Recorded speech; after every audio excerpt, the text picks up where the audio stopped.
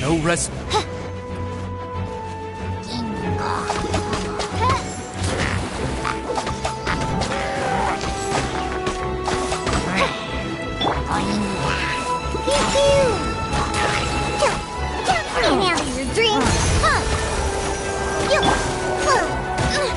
Insubordinate odds, reveal thyself!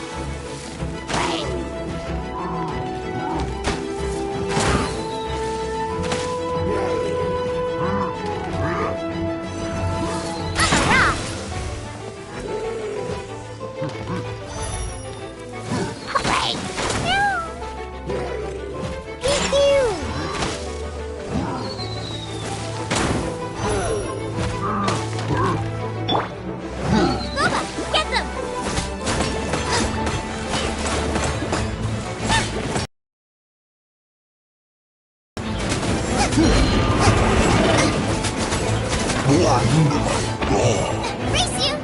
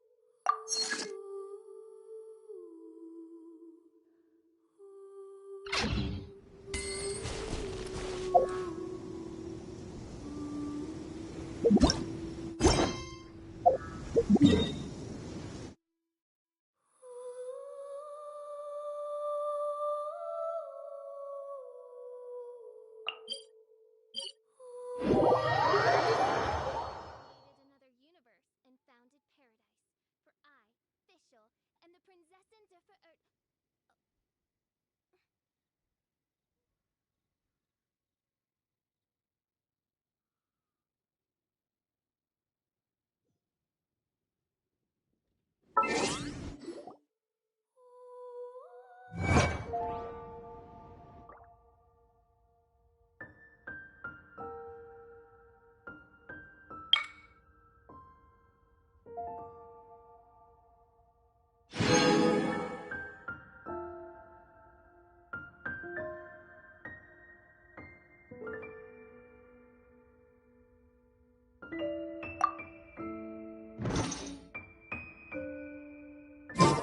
I hear the voice of fate.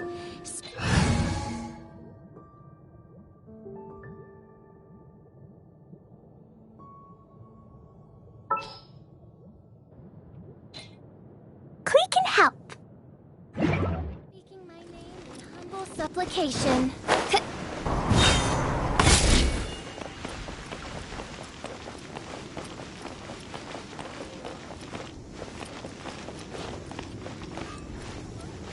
Add as.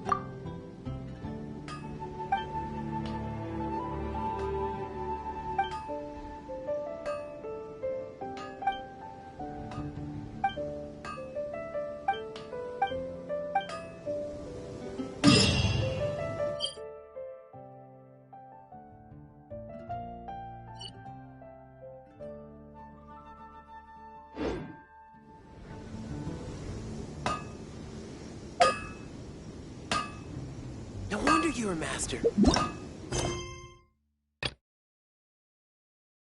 The craft.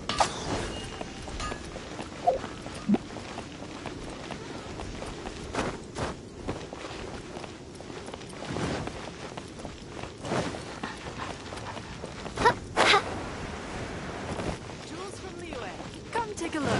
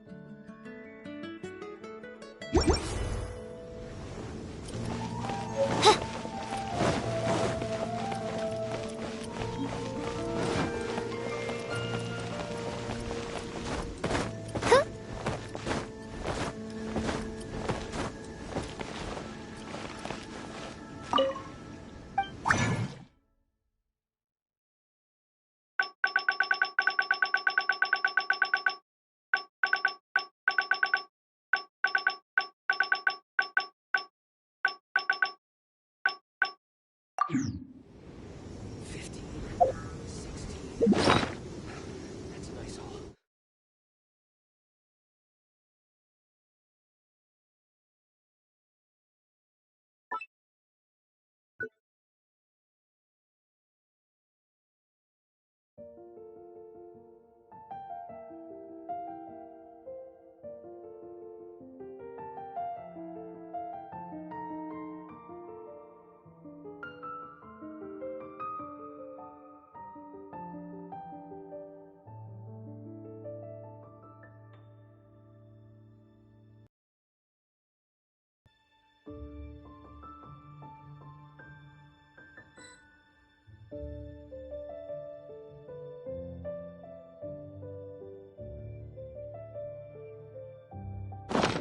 How can I help you?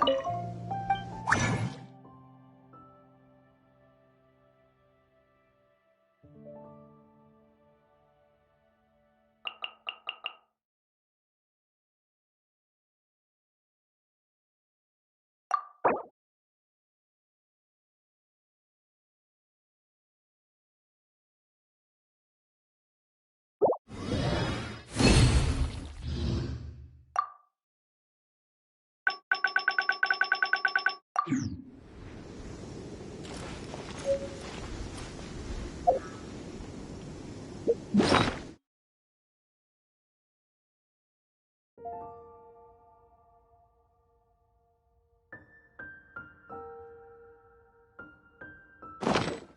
is I fascinating. created another universe and founded paradise. For I, Fischl, and the Prinzessin der Verirrten. Has the most prosperous commercial port in all of Tibet.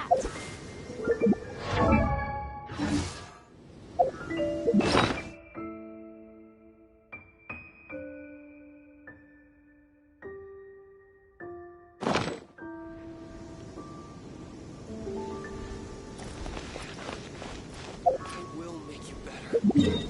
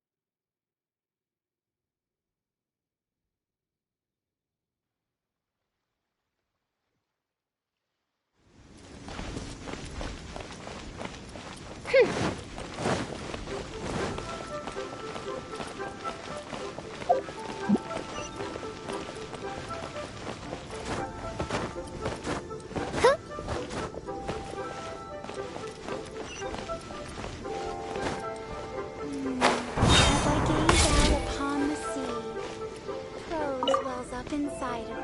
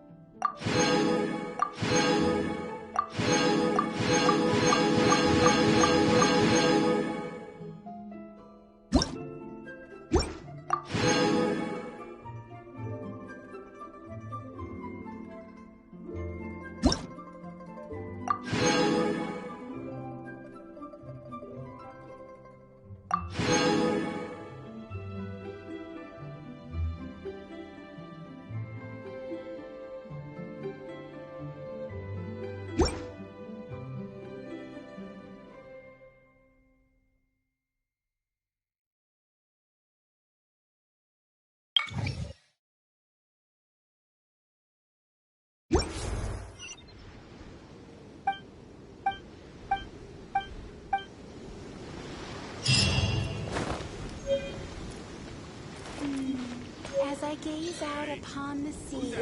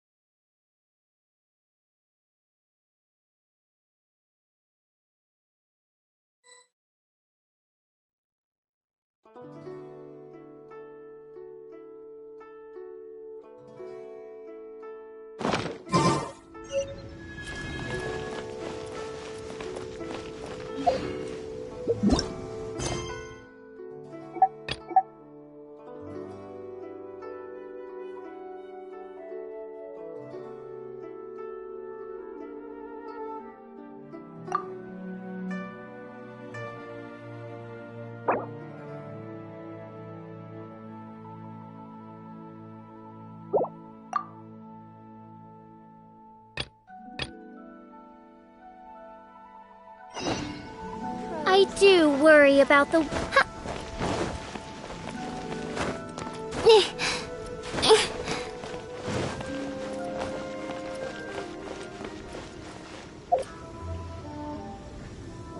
Hey there.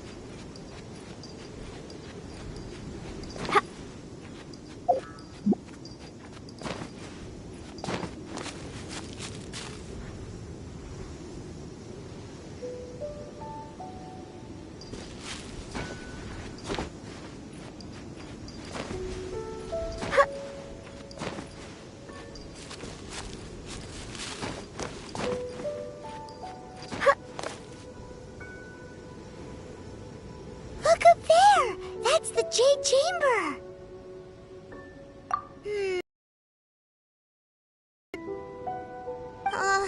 This is bad. Paimon's supposed to be your guide, but Paimon doesn't know where the way up to the Jade Chamber is.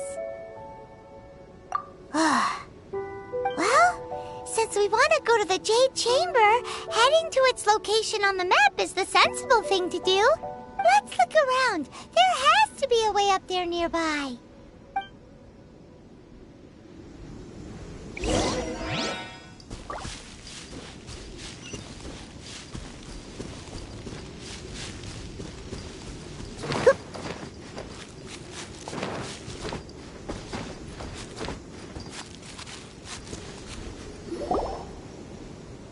Hey, look!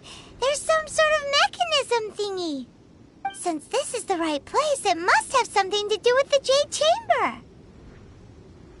Yes, this must be the way.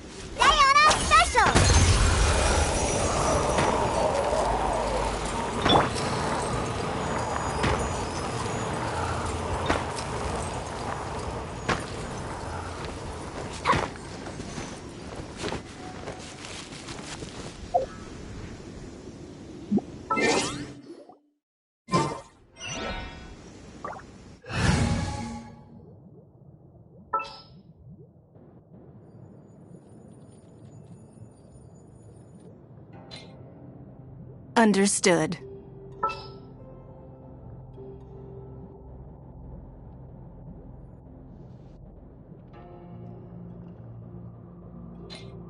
Let the wind lead.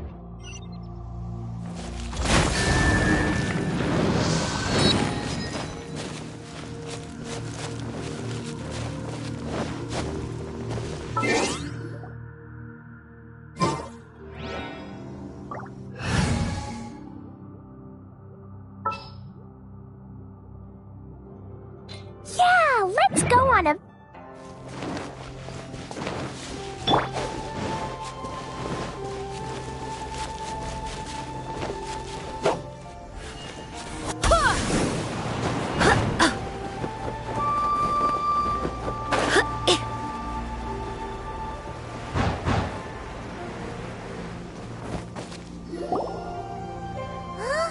It only takes us up to here.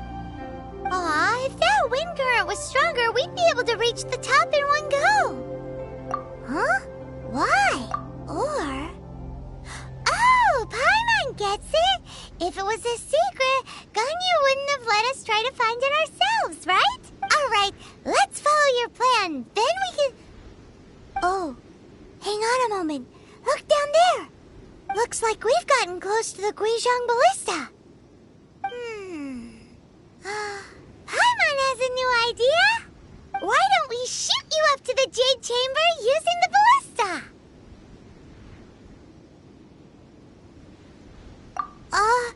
No.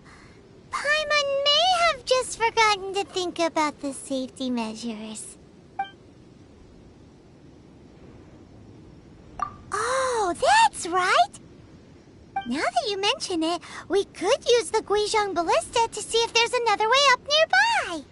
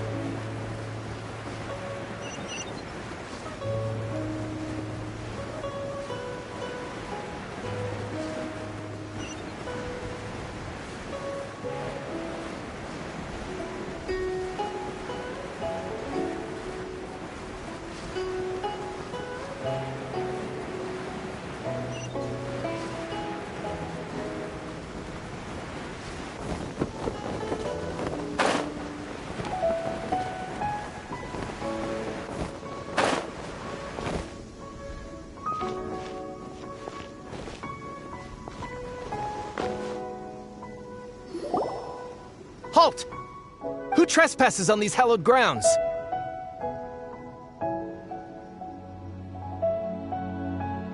Exactly. What are you talking about? We're invited guests. What makes you think you can treat us like this? No. Wait. Maybe this was Ningguang's plan all along. She pretended to invite us to the Jade Chamber, but set up a Millilith ambush here to arrest us.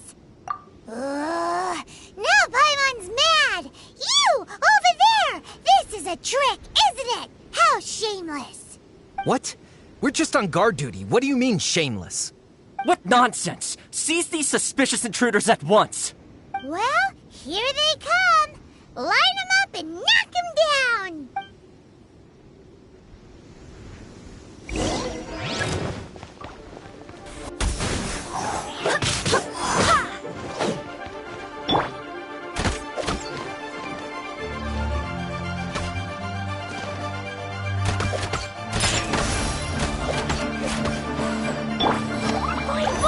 La la la.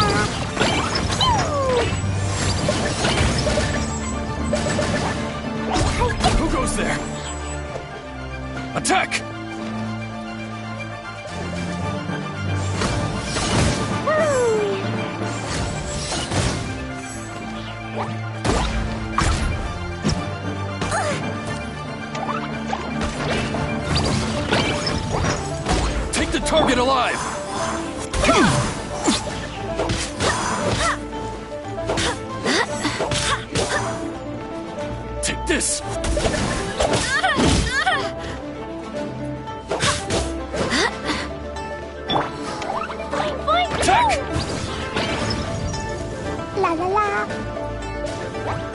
Take the target alive!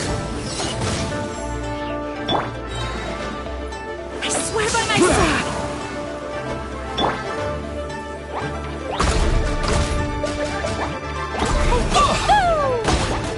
Two arms! La la la. Da, da, da. Oh, Diana special. Ha, I'm here. Dumpy dumpy go. Boing boom. Take the target alive! Beaten.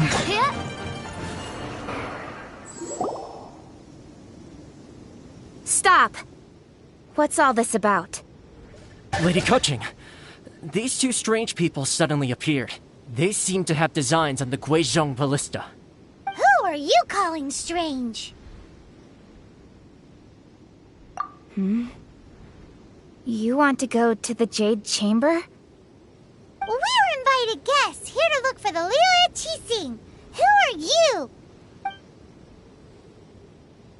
Well, as it happens, I am one of the Liu Qixing. Oh, I'm Kuching, the Yuheng of the Qixing. I know of you, traveler. You're Ningguang's guests, yes? Didn't expect to meet you here in the mountains. wow. Paimon didn't think we'd meet some super rich big shot out here in the middle of nowhere either. The Guizhong ballista in Tianheng Pass has long been in disrepair, and yet it was fixed in a single night. I came here to investigate that occurrence. These Millilith are just here to guard the scene, not to arrest anyone. So this was all a misunderstanding? Paimon never would have thought. Anyway, for a mortal to be able to repair an Adepti mechanism is quite the mystery, even to the Qixing. That was...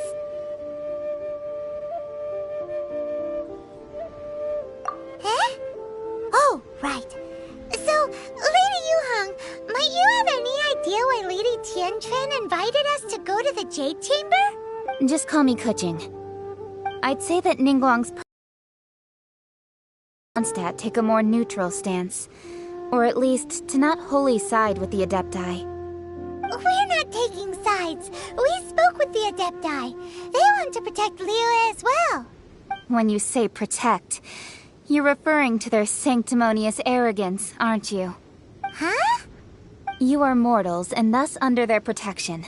There was no way they would have regarded you as someone with the ability to assassinate a god.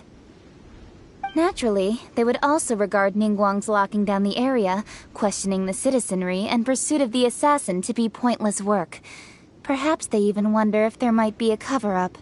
I'll say it like it is. They're underestimating us. Well, you've got a point there. Still, this is the first time Paimon's seen a person from Liyue who doesn't respect the gods or the Adepti. Should I respect the shallow sense of time and condescension to mortals that has caused them to delay in moving against us, Qixing? Forget it. I shouldn't speak of them this way. This skepticism is mine alone, and Ningguang does not share it. Either way, I will admit that the actions of the Adepti this time were quite restrained. Rex Lapis's death is indeed an extraordinary circumstance.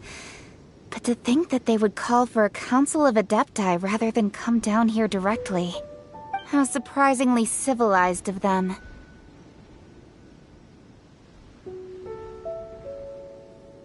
Well, for Ningguang, she would talk anything and everything out if she could.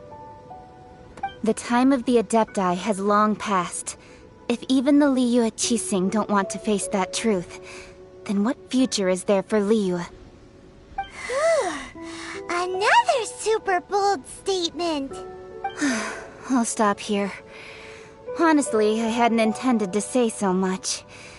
But you're a good listener, traveler. You should both be off to the Jade Chamber. Don't be late now. Ningguang's schedule is packed to the gills all the way till next year. The cream of Liyue's mercantile crop all see ascending to the Jade Chamber as the greatest honor. Each brings rich gifts as they visit, all to curry a little favor with Ningguang. Favor? But, wait, that's right. Greeting gifts are a staple of Leah's culture. We need to get one. Not to curry favor or anything, just... All right. You can decide on your greeting gift yourselves. Let me tell you how to get to the Jade Chamber first. You didn't actually have to come to Mount Tianheng. Go back to Liyue Harbor. Find a guide at the Yuehai Pavilion, and... well then. May we meet again, traveler. Well, that Yuheng may not respect the gods, but Paimon thinks she's a pretty cool person. So, what should we give to Ningguang when we see her? Oh, right! Paimon dreamed of an amazing snack last night! Sugar-frosted slime! Paimon has a feeling that it would be perfect for a super rich person like Ningguang. Why don't we go with that for a gift?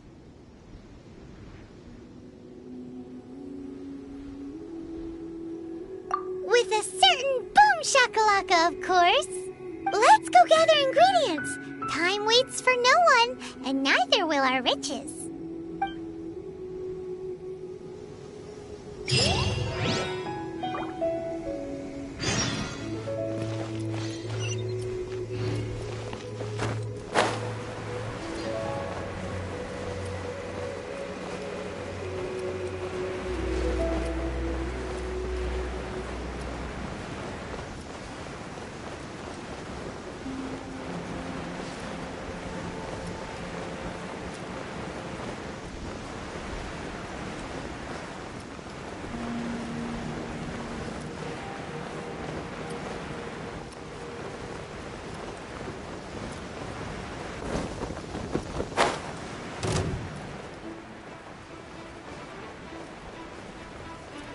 Look at that slime! It looks crystal clear! And very delicious. That's the one!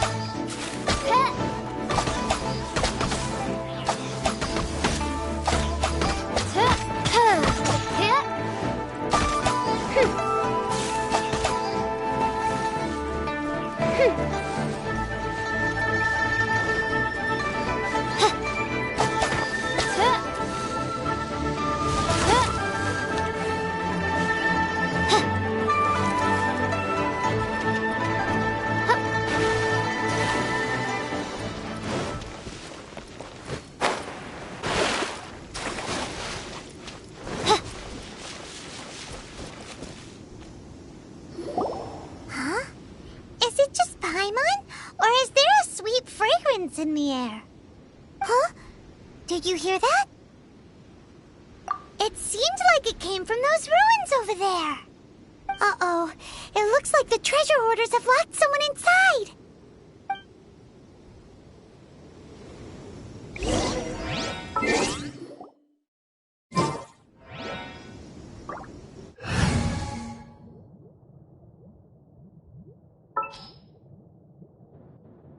I'll bring my seasonings.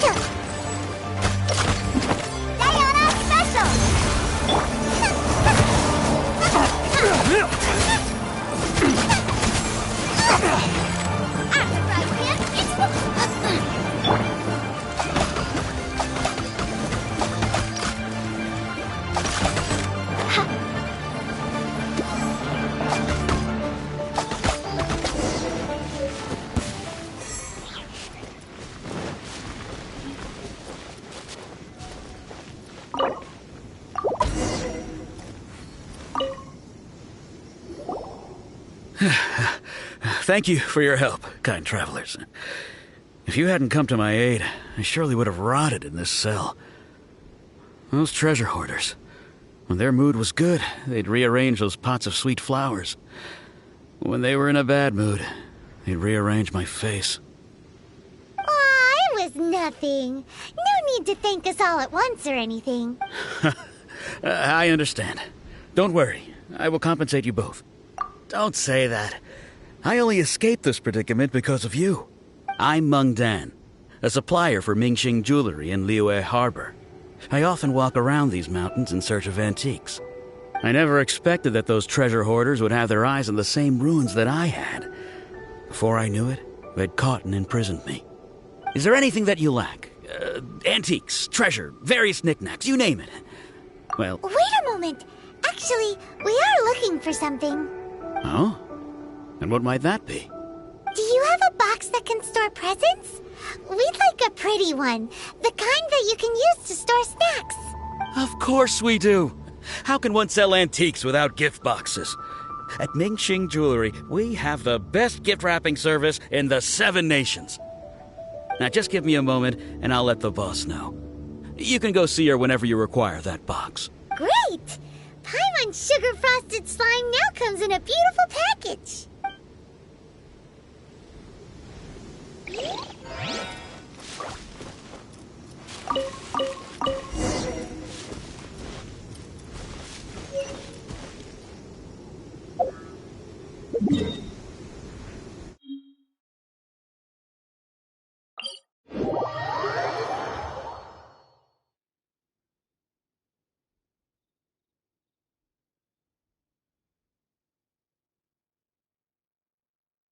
I created another universe and founded paradise. For I, Fischl, and the Prinzessin der Verirrt...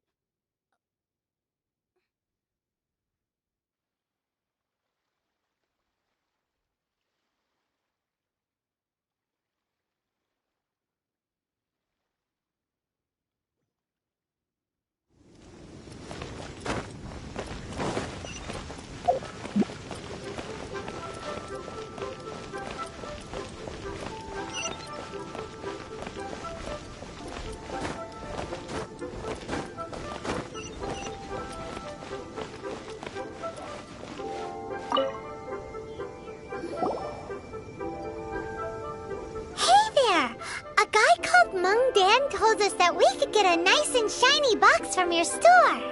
Uncle Meng already told me about it. Thank you both for saving him. Many of the best goods in our store were found by Uncle Meng. If anything were to happen to him, it would be impossible for us to continue doing business. Here, this container is itself an antique, with at least 140 years of history. It's already been cleaned. Will it do? Yep. It's great! Hang on a moment. Could we borrow one other thing? Sure. Please help yourselves. As long as it's on our shelves. Traveler, this clay pot looks really awesome. If we use an antique as our mixing bowl, we should be able to make a great snack. It's done! The one and only sugar-frosted slime! Carefully now. Into the box it goes and dust it over with a bit more powdered sugar. Oh, yes. You might want to use these 2 freshly picked flowers as decorations, too. Woohoo! It looks beautiful! Great! Now that we've put all that we've got into this box, let's go to the Jade Chamber to see Ningguang.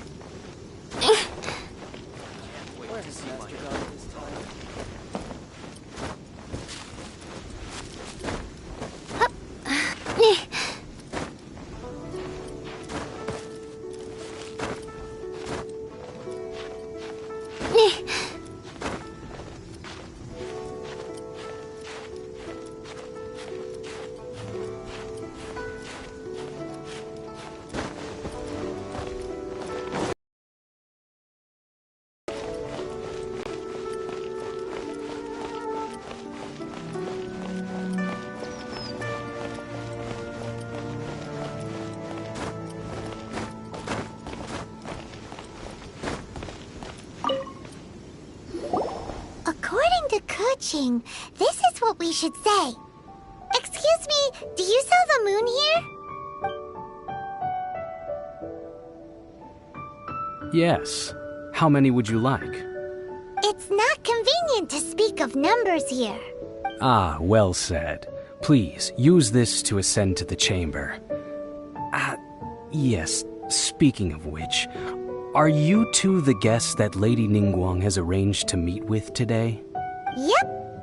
And yet the code they used was not the one for guests, but for the Yuheng. What's going on here?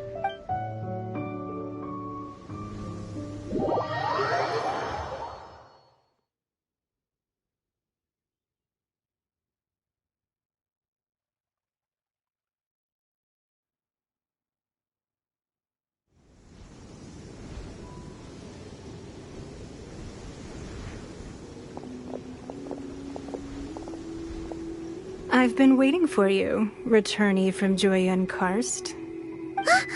It's Ningguang! Since this is our first meeting, we've prepared a gift. I hope you like it. Oh, for me. You have my thanks. It seems that I have made things difficult for you, considering that you were supposed to be my guests. Oh no, it's nothing. This palace floats in the skies, higher than the peak of any mountain. From this vantage point, one may survey all of Liyue. I have been gathering the funds necessary to build it from the time I began learning the merchant's craft. And at first, it was but the size of one room. Now, it is large enough to blot out the moon in the skies above Liyue. One day, I believe it will overshadow all 7 nations. Not many from outside Liyue earn the right to ascend to the Jade Chamber. But I have been in correspondence with the acting Grand Master of the Knights of Favonius, who spoke highly of you. As such, I have been putting eyes and ears out ever since you reached Liyue. What? And I finally got wind of your movements when you were on the way to Wangshu Inn. Wait, was Vergoldet one of your people? Just Vergoldet? No. Everyone at Wangshu Inn is one of ours. At the Guizhang Ballista, yes? You weren't peeking on us from the skies the whole time, were you? I fear that peeking would have been a little difficult from this altitude. Our eyes and ears are more than sufficient. You two are very interesting people, after all. It would be natural to take an interest. Well, I wouldn't expect you to trust us, considering that you have had far more interactions with the Adepti. The reason I invited you here was to clear up some misunderstandings.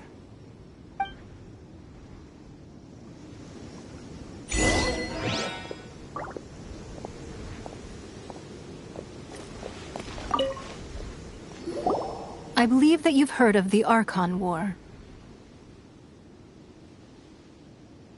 Many gods used to walk this earth, and many long wars were fought between them that did not abate until 2,000 years ago.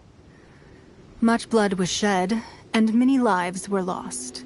In the end, only 7 victors remained standing in Tevat. They built cities and nations on the corpses of the vanquished, and thus began the era of the 7. You can see Goyun Stone Forest from here, I trust. It is no natural rock formation. Those are giant spears of rock hurled by Rex Lapis during the war. Beneath the spears lie those cast down by Rex Lapis in those days, gods that failed to seize the title of Archon. Not only is it true that gods may die, but so too has the membership of the 7 changed over the last 2 millennia. Rex Lapis's passing is an unimaginable disaster for Liyue, but the Order of the 7 will not collapse simply because of that. Another Lord of Geo will arise sooner or later. Yet, how are we to forget Rex Lapis? When that time comes, the relationship between the people of Liyue and the gods and Adepti will surely be different from before. Even in a new era, the Liyue Qixing remain Rex Lapis's former subjects. Do you really think us capable of having played a part in his demise? Of lacking the foresight to see the certain repercussions? That day at Yujing Terrace, it was also very sudden. Even I was caught completely off guard. You were there, you no doubt saw. But our enemy has long lain hidden within the harbor. If we do not act against them now, they will surely gain the upper hand.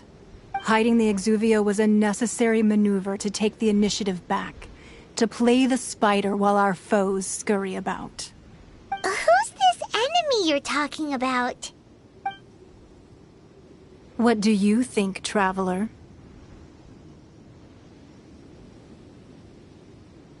Huh? What are you two talking about? Well answered. Huh?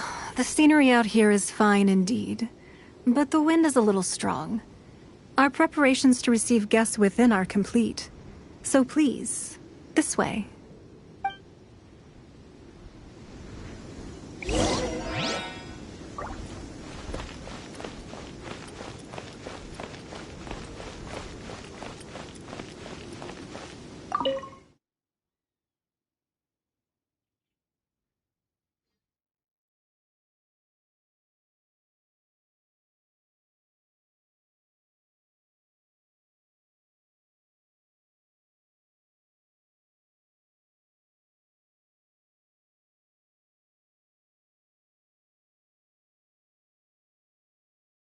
Wowee! What a huge hall! Paimon's never seen such a fancy place before.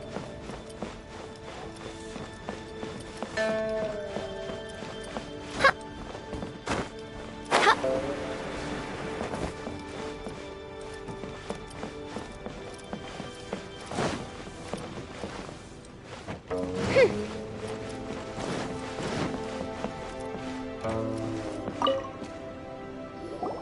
Be at ease, you two. Make yourselves at home if you wish. Can we really? I have invited you two here as friends. And when friends come over to play, our enjoyment comes first. Naturally. Ooh! Isn't this that legendary wall? Why, you've kept your ear to the ground, I see. That's because even the storytellers are talking about it. Everyone's after a piece of paper from that wall. It's super famous. That's because that wall records Leo's secrets. Merchants have always been attracted to secrets. But the secrets of the mercantile world are of no interest to you, are they, traveler? You're rather special, really, and I think you're quite aware of that.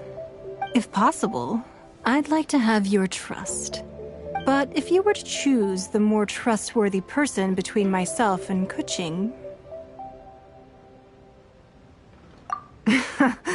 You'd pick Kuching? Nah, I had a feeling. I originally thought her a bit too hard-headed. With someone of her character on the Qixing, I've had some extra messes to clean up behind the scenes. But after she said those words, the time of the Adepti has long passed. If even the Liyue Qixing don't want to face that truth, then what future is there for Liyue? Well, I must say that quite a few of my doubts have been dispelled. I won't deny that Rex Lapis's passing seems advantageous to us. But, for Liyue's sake, we cannot allow ourselves to be shackled by rumors of our usurpation of power. Indeed. It seems that you understood what I meant to say from the very beginning. I called for the gag order and for the Exuvia to be hidden to temporarily stabilize the situation, and also to prevent something similar to the incident in Mondstadt. With Rex Lapis's death, the Fatui have busied themselves with many clandestine actions beyond their diplomatic remit. As the Tianquan, one responsible for Liyue, I cannot be too concerned with appearances when opposing them. Allowing the rite of parting to take place was also meant to buy some time for us to take control of Liyue's administration. It's exactly as Zhongli said. The Qixing only provided the venue for the rite so they could use us for their own ends. Wait, that's right. Speaking of ends, could I say one other thing? Of course. Paimon's heard that anyone who sends a greeting gift gets a little something in return. So, does that include us? It's all right. I like direct people. Well, we have made quite a bit of trouble for you recently. How about this? You can pick any one object here as you please. Yay! Paimon was just waiting for you to say that! Let's see, what should we get? One of the sheets on that wall! Don't look at Paimon like that!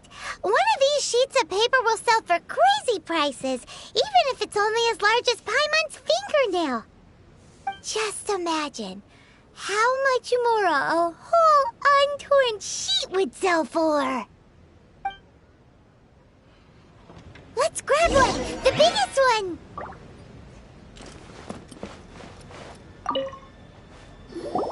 Huh? Well, that was an easy search. The biggest sheet is right up there in the most obvious spot. Let's go with that one. La la la la la. Let's see what's written on it. Huh? There's a place marked with a circle on here. Oh, could it be treasure? Whatever it is, it better make us filthy rich. Let's see what's written over here.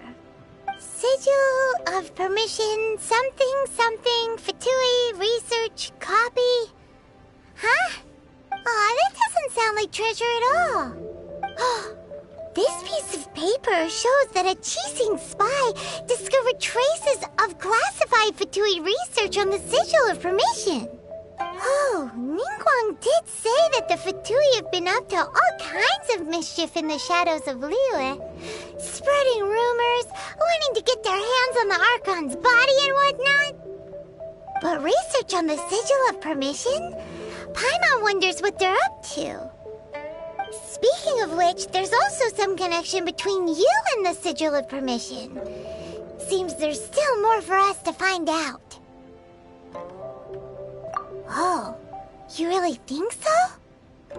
Well, should we not go then? Oh, so you're saying that it's precisely because we can't completely trust Ningguang that we should confirm the truth of what she says for ourselves.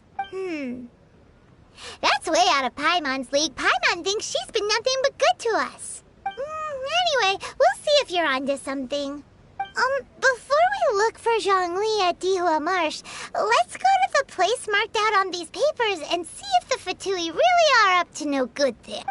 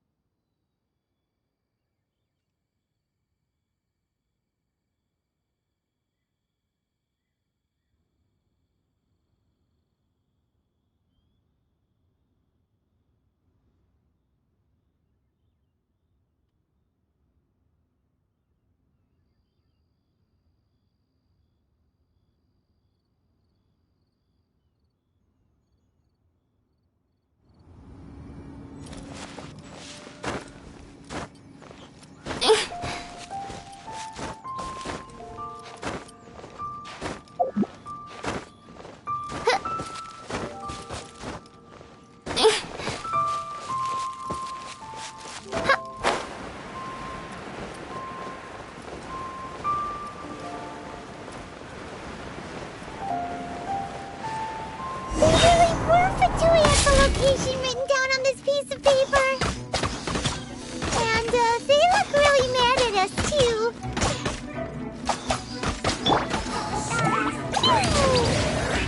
Let's not waste time.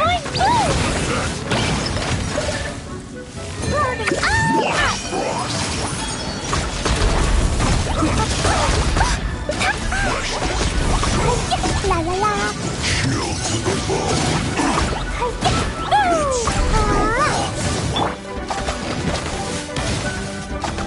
By Royal.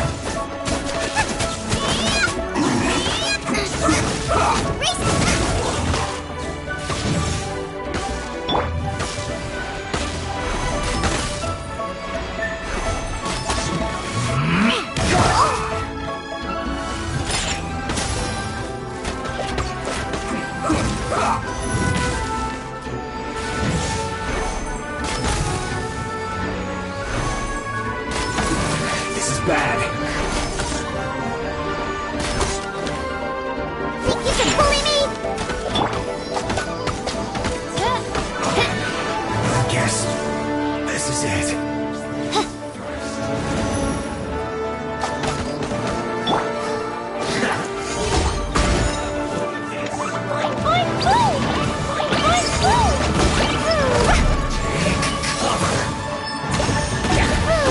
This is trouble.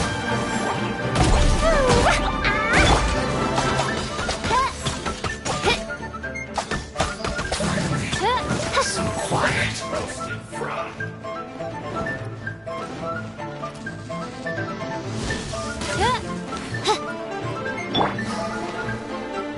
This one's well done.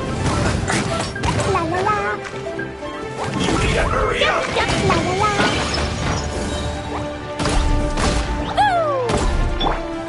Roasted fry. Diana special. You need to hurry up. I'm a rock. Gee.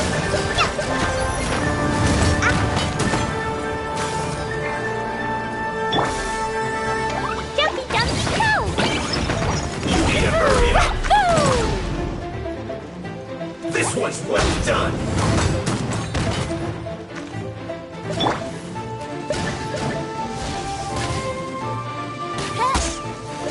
Roasted fry.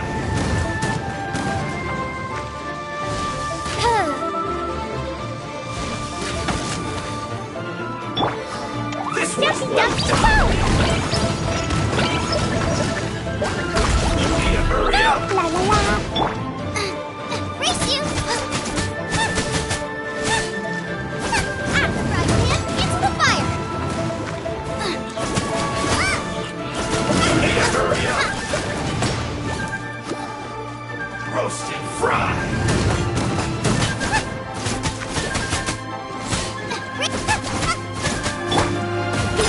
You need to hurry up. This one's well done.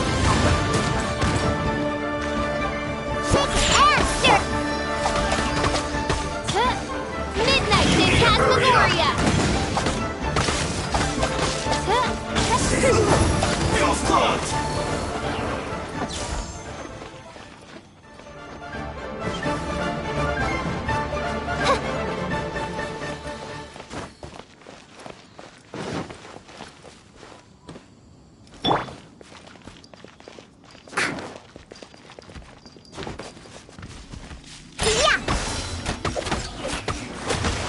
Not breaking a sweat.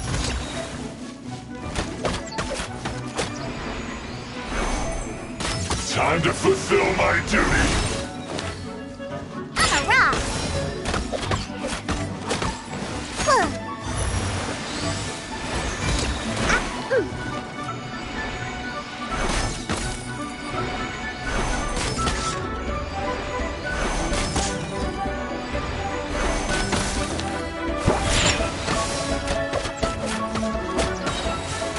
Diana special.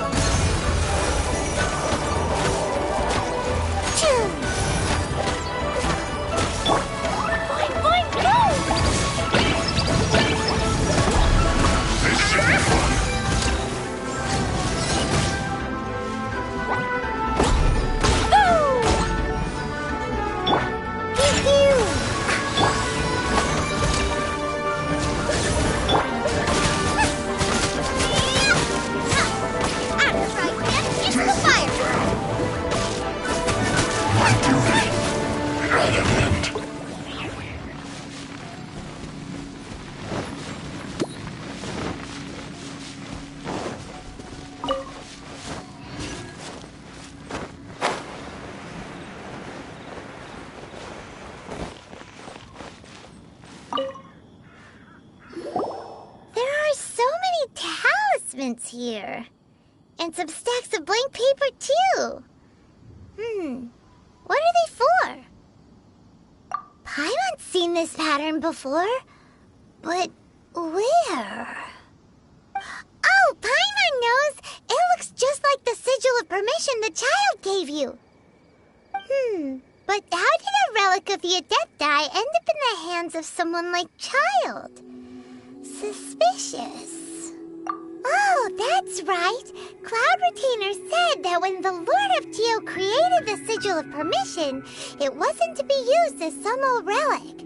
Talismans like that were once used in the Archon War to channel divine powers. Maybe the Fatui are copying the Sigil of Permission in hopes of achieving a similar effect. Being able to channel divine power in battle? Whew, that sounds... And the plot thickens. We'll need to keep an eye on Child, that's for sure. Alright, that's enough sticking around here. We gotta go meet up with Zhongli soon. The last stop on our rite of parting preparations tour is Dihua Marsh. Let's go! Paimon hates being late.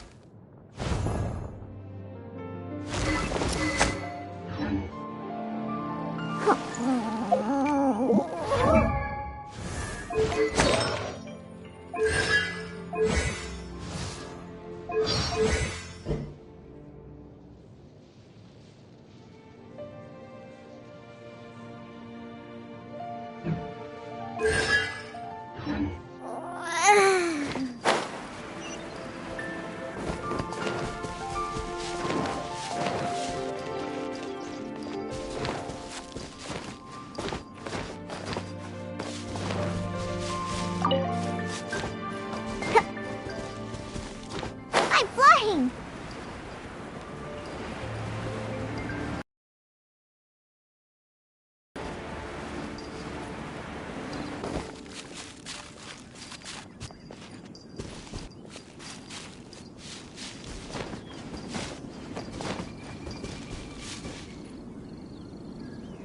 Right on time. I myself only arrived moments ago. Did you enjoy your visit to the Jade Chamber? It was so big and pretty and expensive. Paimon's never seen such a fancy schmancy place before. Indeed. It's second to none in all of Liyue. Then you met with Ningguang, I trust? What did you talk about with her? She's super rich and so generous. Paimon thinks she's very friendly. Yeah, her take on Ningguang is quite different from Paimon's. She thinks that even the tactless Yuheng is more trustworthy than her. Oh, so you also met with Keqing then? What did she have to say? She said the time of the Adepti has long passed. If even the Liyue Qixing don't want to face that truth, then what future is there for Liyue? No respect for the divine. Indeed, contrary to the ever-bold Keqing, Ningguang is more of a businesswoman at heart, though they are both members of the Qixing.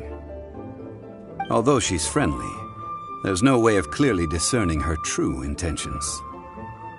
Yes, she has only relied on herself to rise to her current position. No ordinary person could ever achieve that.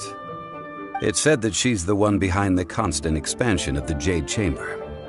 It's the second most important thing to her. Even if she ever gave up the position of Tianquan, she would never give up the Jade Chamber. The Jade Chamber is only second. What's the most important thing to her then? Why, Mora, of course. All Ningguang talked about was the Fatui this and the Fatui that. She said that after Rex Lapis was murdered, the Fatui have constantly been trying to sink their fingers into Liyue, and that they aren't to be trusted. That is how the Fatui have always been. It doesn't surprise me in the least. No matter what they may be planning, you must be careful when dealing with the Fatui. Always be on your guard. So, is there anything we need to get for the rite of parting in Dihua Marsh? Yes, as a matter of fact, there is. Today, we'll be gathering wild glaze lilies. Glaze lilies? But why did we come all the way out here? Doesn't the garden in Yujing Terrace have some? Even Qingse Village has glaze lilies. Oh, right! Paimon remembers that Madame Ping is always tending to flowers. Maybe we could ask her. No. Those lilies have all been gardened by people. They won't do it all. Dihua Marsh used to be full of glaze lilies. It is a sort of joyful flower that listens to human song. Before the Archon War, Dihua Marsh was all dry land and fertile soil. But the war caused landslides, and the land was flooded, turning it into the marsh you see now. Nearly all the glaze lilies were wiped out. Of course, there are some kinds of flowers that have been preserved and gardened by people in the city. But very few people know that glaze lilies may still be found in the wild. Wild glaze lilies have the strongest fragrance. If we want to follow the true tradition of the rite of parting, we must grind up the wild lilies and place the powder in a censer of everlasting incense. But I'll need your assistance in gathering these flowers. No, I need you to sing to them. Singing to the flowers will make them more fragrant. So how good is your singing?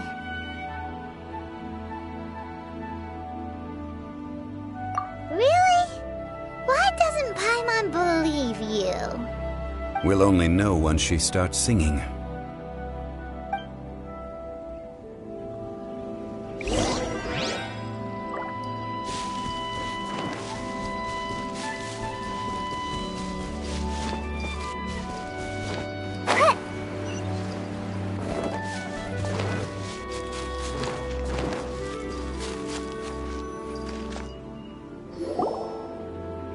It's time to sing, whenever you're ready. Da da da da da da da da da. What happened? These flowers are jumping. They look really angry.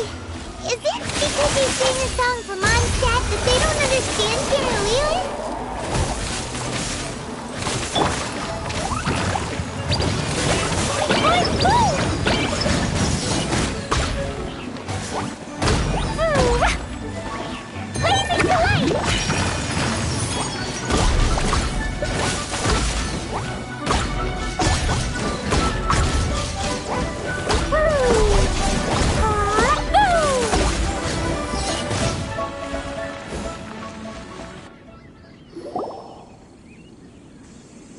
Those weren't glaze lilies. Glaze lilies wouldn't hit people.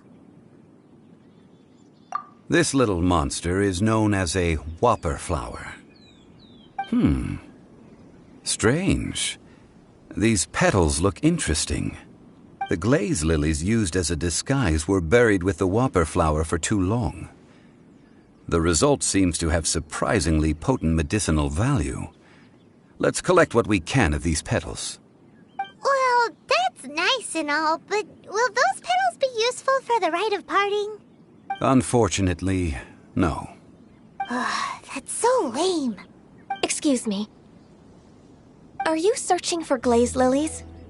Oh, hey! It's... What's her face? Paimon can't remember. Hello, traveler. I'm surprised you still remember my name. Ah, that reminds me.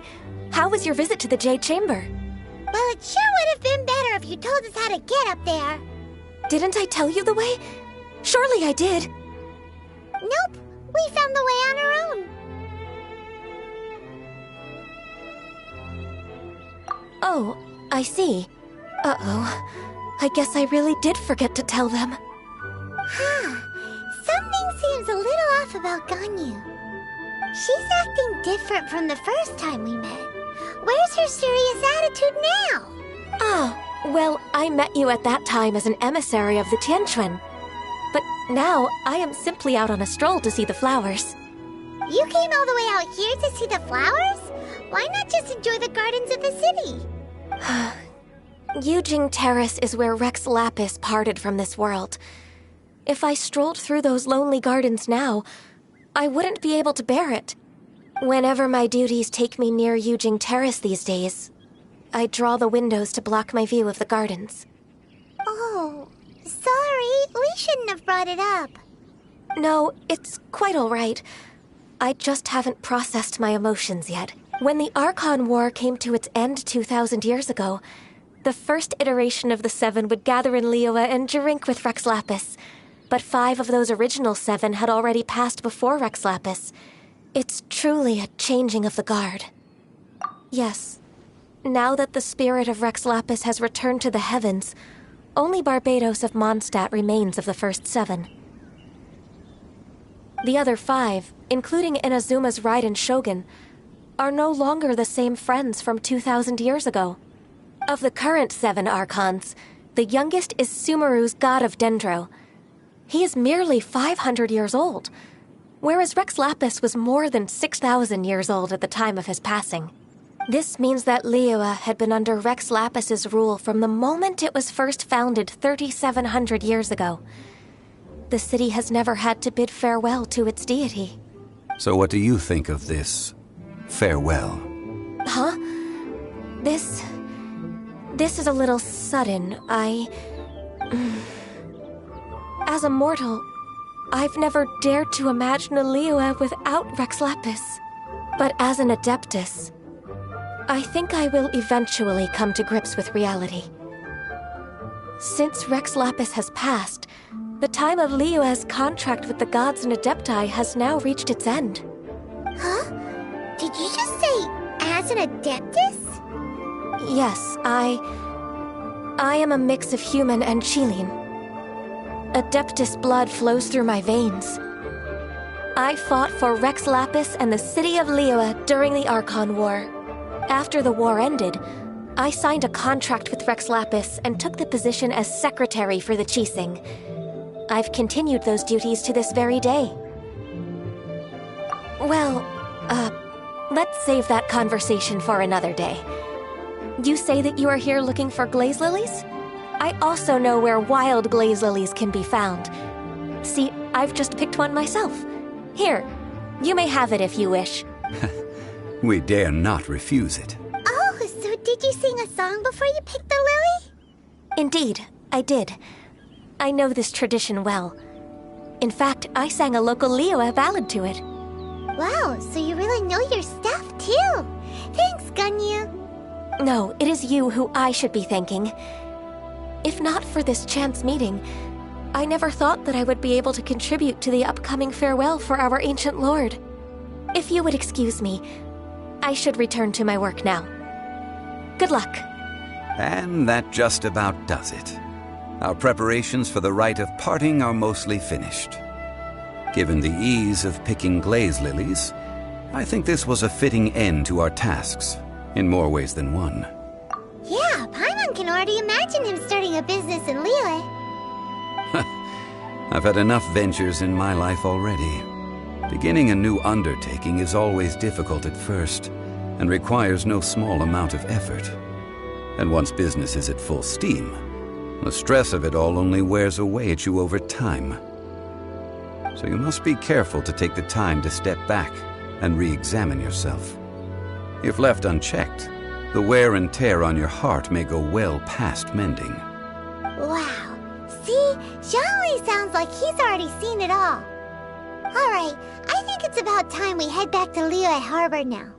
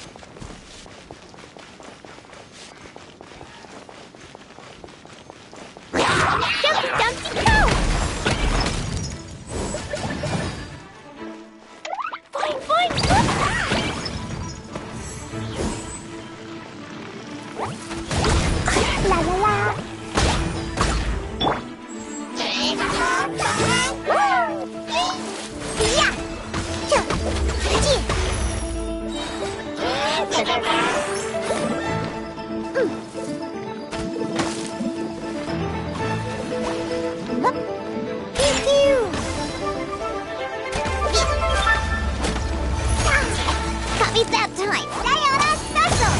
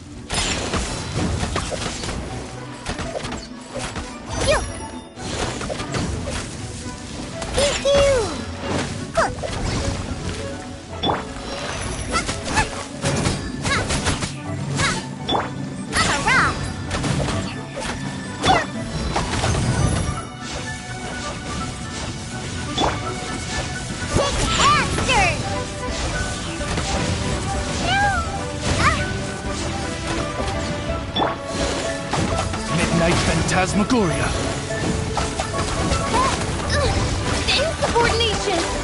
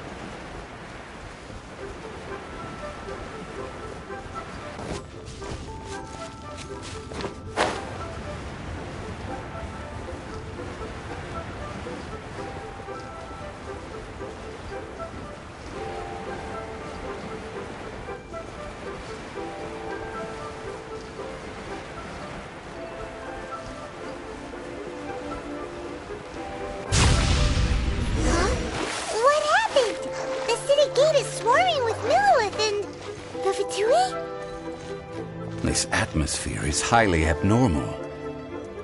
It seems as though something big has happened. We should ask around a little, just to be safe.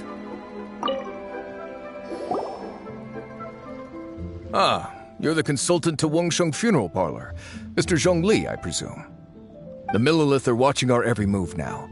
These are desperate times. We mustn't act rashly. Desperate times? The Adepti of Joyun Karst are finally on the move. Do they intend to exercise force? Most likely. I've heard that some members of the Qixing have already gone to meet them. Well, I say meet, but it's more like they're attempting to stall the Adepti outside the city. However, both sides were quite obstinate and hit an impasse. It seems inevitable, given the current situation. The Adepti do not acknowledge the Qixing. They only acknowledge the contracts of the Geo-Archon. If the two sides come to blows, Liyue Harbor will be in no position to stop them. Surely the Liyue Qixing are not the sort to give in so easily. Their boneheadedness is known throughout the lands. Yet it's because of that obstinacy that mortals and Adepti are now on the verge of conflict. And what now? How is it that the Fatui have come under fire? That's all Ningguang's doing. She proclaimed that in these tumultuous times, the Millilith must rein in the actions of the Fatui. Only now do they want to start keeping tabs on us? That's the Qixing for you. Anyway, Mr. Zhongli, you're one of Child's close associates. Please understand that your actions will reflect on us. Don't let anyone catch you off guard. It looks like things are about to boil over in Liyue Harbor. Do you intend to use your neutral identity as an intermediary between both sides? Or will you use your sword to turn the balance? Neither path is an easy one. Oh, by the way, Mr. Zhongli, we've heard that the Wangsheng funeral parlor has also been caught up in all of this. They're currently squaring off with the authorities at the gates. Things are taking a turn for the worse. I'm afraid I must leave now to handle things back at Wangsheng funeral parlor. I hope that Master Hu has been able to keep things under control for the moment. Consider your next course of action carefully, traveler. If you're trying to prevent an explosion, it may be wisest to look for the fuse first. Having connections with the Fatui seems to be quite the double-edged sword. So what does Zhongli mean by looking for the fuse?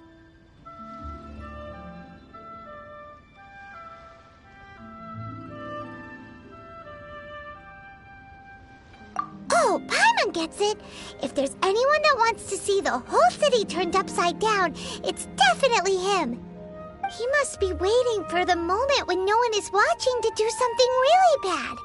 But where could we find him now? Where would he go at a time like this?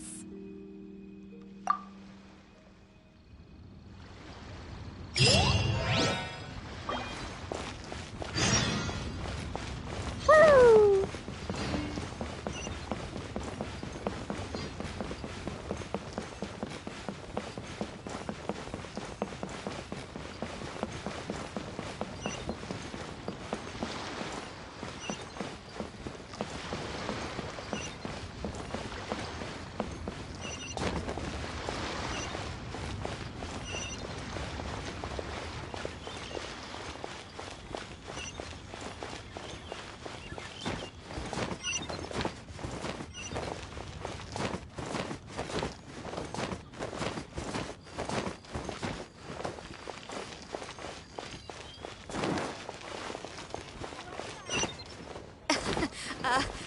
Join the Adventurers Guild.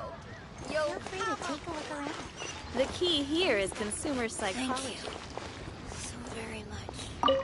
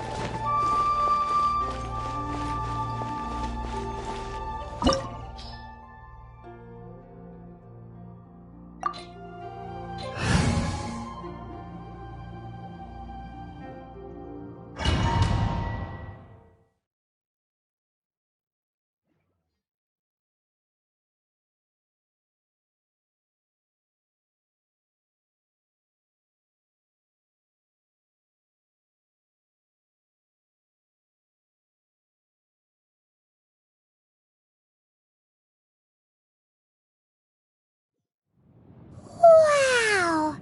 This is the Golden House? It looked impressive enough from the outside, but who would have guessed that it was even fancier on the inside? And so full of Mora. This is where all of Teyvat's Mora is minted, right? In that case, maybe they won't notice if a few Mora go missing. Oh, so it's a trap! Tricky, tricky. Good thing Paimon's got you here. But even if we can't take any, we can still have a closer look, right? Or better yet, take a nap on top of a mountain of Mora. It's like a dream come true. Oh, right. Back to business. It's quiet. Too quiet. Surely someone's gotta be guarding something as important as the Exuvia. Huh? Look! What happened here? Uh-oh. Paimon smells trouble. Quick! We have to go make sure that the Exuvia is all right.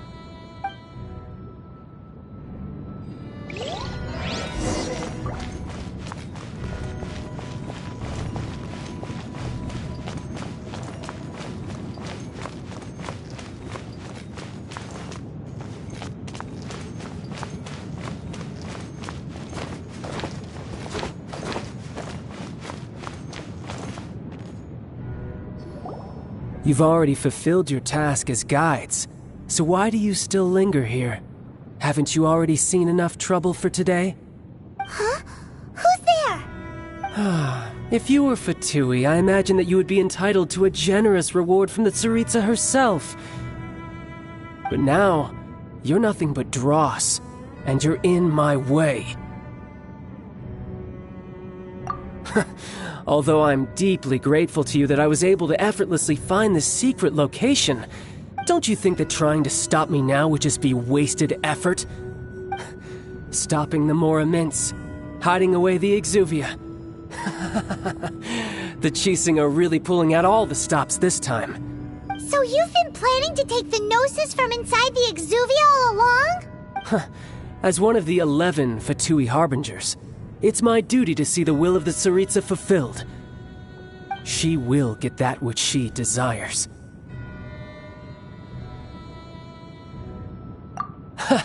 I'm not asking for your blessing, and there's nothing you can do to stop me anyway. The time for discussion and diplomacy has already passed. I mean, if it were up to me, I would have skipped that stage to begin with.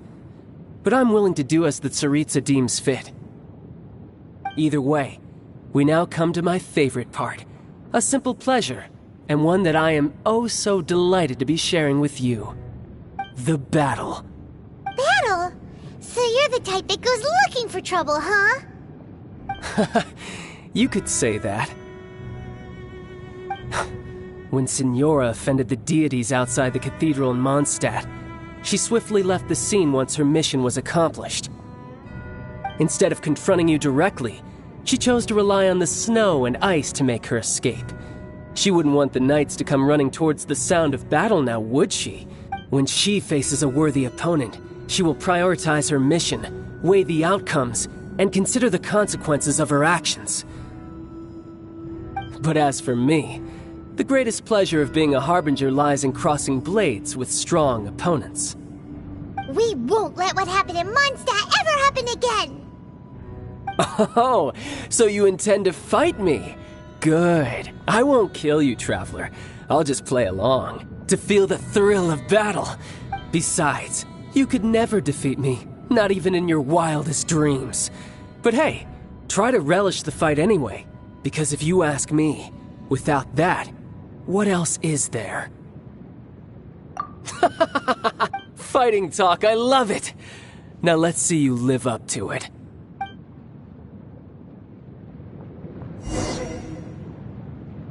This chance is hard to come by, so show me all you've got.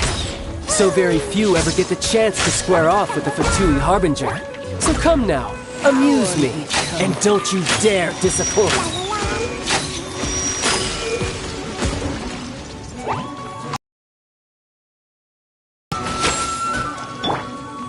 Cowering already? I'm here.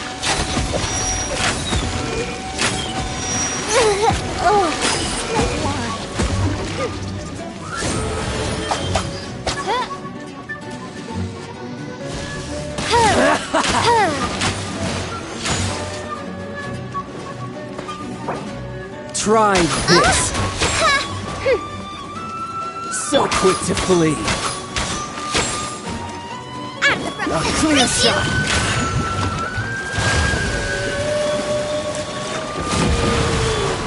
Race you! Careful now.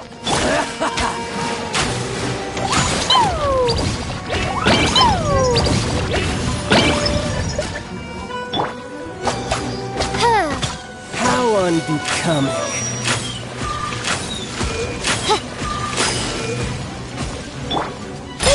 Cowering already? I'm here.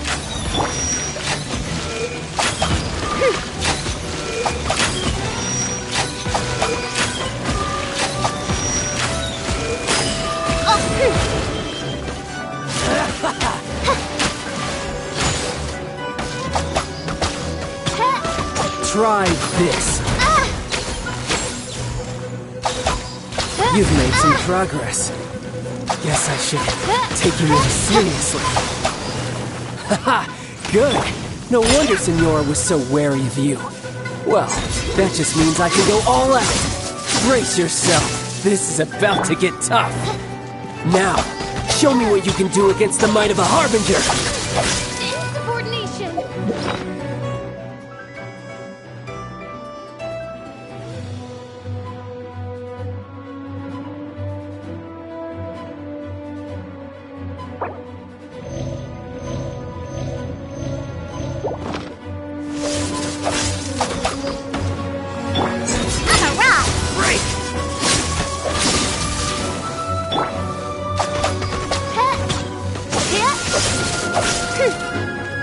By royal decree. Got you. No use hiding back there. Booba, get them!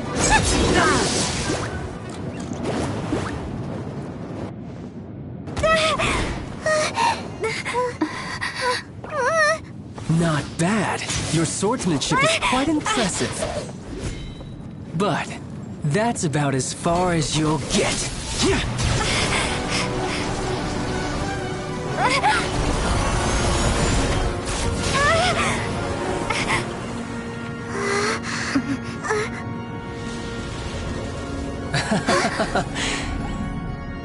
Didn't think you had that card hidden up your sleeve.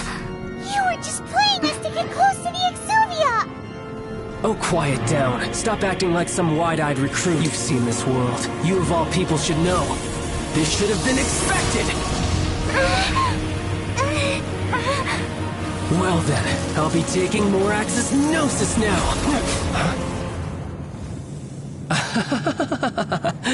I see.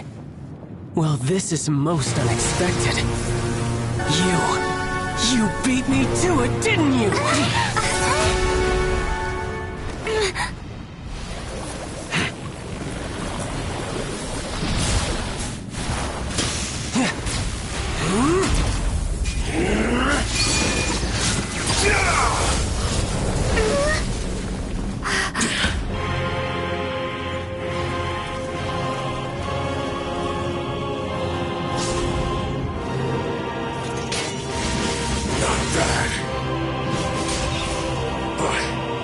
This is going to cost you!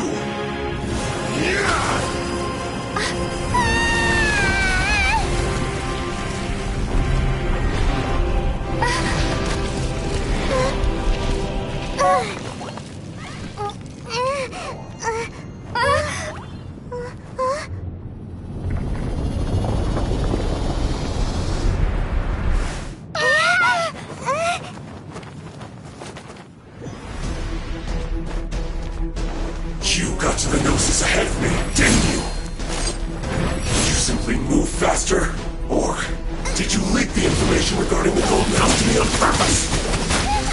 No matter. Hand the Gnosis over, now! Don't make me take it from you! We didn't take it!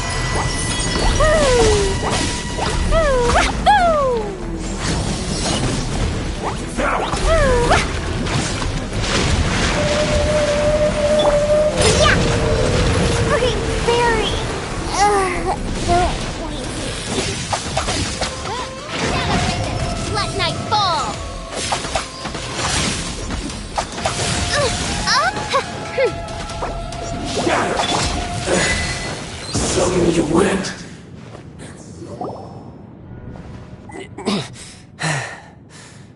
Look! Child's back to normal again! Well then, time to cool off. It seems the burden of the foul legacy transformation was too great for my body. I lacked the opportunity to think this through. And now that I consider the matter more carefully, you never had any chance of beating me to the Gnosis. You had no connection to the Gnosis, no matter where it had been taken. That's what we've been trying to tell you! We didn't take it! Your show of ability today far surpasses that of Signora's initial assessment of you in Mondstadt. Tell me, how could that be? You already know the answer, don't you? I can see it in your eyes. But if that is a secret you wish to keep, I guess I'll just have to curb my curiosity. This battle has already left me satisfied. Anyone who strives as I do to grow stronger shall be called a friend, even if our friendship can only be shown in battle against one another. Pretty sure that's not the normal way to make friends. Unfortunately, I must bring this amiable conversation to an end. My quest still beckons. Given that the Gnosis wasn't taken by anyone, then we must look once again to the beginning. Perhaps it was never in the Exuvia to begin with. In fact, it might be that the Exuvia was just a diversion of sorts. What? So you mean that... Yes, it appears so. Interesting to say the least. It seems that the guardian deity of the capital of commerce is also well versed in little maneuvers beyond the boundaries of contracts. As such, we must now look to our backup plan. Backup plan? I had hoped it would never come to this. I absolutely detest working with those who are weaker than I. The truth is, the world belongs to those of us who desire to become strong. I seldom willingly mingle with any dull and boring weaklings who think otherwise. Unfortunately, we cannot be picky about our methods as Fatui Harbingers. Children must all learn to eat their vegetables sometime. So what are you planning to do? I will awaken the god that lies dormant beneath Guyon's stone forest. A god? Osial, overlord of the Vortex, who was defeated by Morax, the Geo-Archon in the Archon War, and who has remained pinned beneath the waves by the Geo-Archon's stone spears ever since. If such an ancient god were to be unleashed upon Liyue Harbor, defenseless without the protection of its deity, do you think the cunning Rex Lapis would just stand aloof and watch the ensuing destruction? But the Archon War ended 2,000 years ago. How could an ancient god appear in a world now overseen by the Seven? Simple. I've already prepared the means to awaken it. Hey, those are sigils of permission! Oh, Paimon remembers now. The Fatui have been researching them. Indeed. The one that was given to you was just a byproduct of our research. With the power of so many sigils of permission concentrated in one place, along with that which was bestowed upon me as a harbinger by our Tsaritsa, breaking the subduing might of the Geo-Archon spears for a time should be no obstacle. Using the powers of ancient gods in such a situation fails to interest me, and is largely against my principles.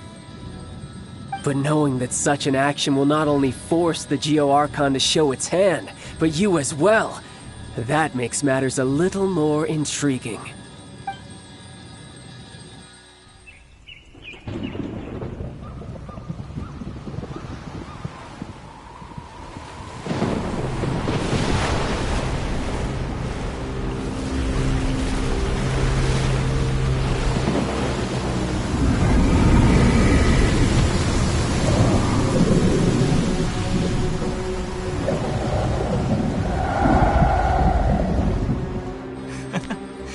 拭目以待吧。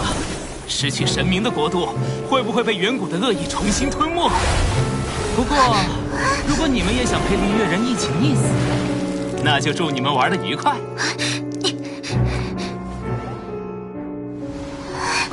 追丢了，那家伙跑得好快。哎，那是什么？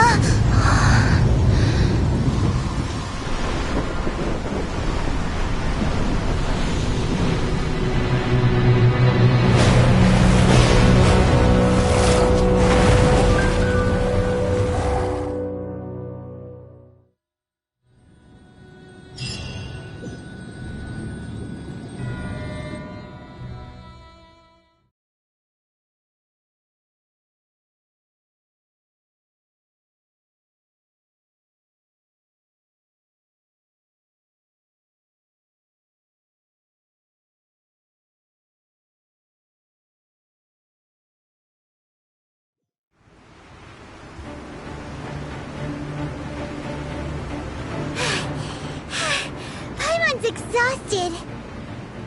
If we hadn't happened to see the Jade Chamber flying over just as we came out of the Golden House, we really wouldn't have known which way to go. Did we make it in time? Is the Overlord of the Vortex still in the sea? It hasn't destroyed Liyue yet, has it? What are you doing here? Huh? Hold on. It's the Adepti. What are you doing on the Jade with the Qixing? Is the fighting over? Faced with a calamity of such magnitude, we have agreed to put our differences aside for now and unite against this common enemy. Oh, Paimon gets it. So how do you plan to defend Liyue? Just seeing this Overlord of the Vortex guy puts a pit in Paimon's tummy, even from all the way out here. It's not just you. We've got new Millilith recruits who can't even stand at attention without shaking. The force of an ancient god's presence seems to be too much for ordinary people to handle. Which is why we must stop that monster before it gets any closer to Liyue Harbor. So the Archon War was fought 2,000 years ago against enemies like that thing? Now that's scary. So will the power of the Qixing, Millilith, and Adepti gathered here be enough to stop that god? We've already discussed this together, and our conclusion is... not necessarily. What? But all of you were supposed to be the guardians of Liyue. Can't you think of something? One certainly could. Huh? The Qixing did once research the matter of the Guizhong Ballista when it piqued their fancy. And as fate would have it, one who did craft the Guizhong Ballista with one's own hands is here. For what could you mortals ever learn of Adepti mechanisms? Yet, it would take one, but a little tinkering to turn this ballista into an... I suppose this is one blessing from the Adepti that we should be thankful for. So be it. We shall use the upgraded Guizhong Ballista to fight off that god. All the Adepti here can lend their strength to man it. We haven't a moment to spare. Our battle begins now. Yep.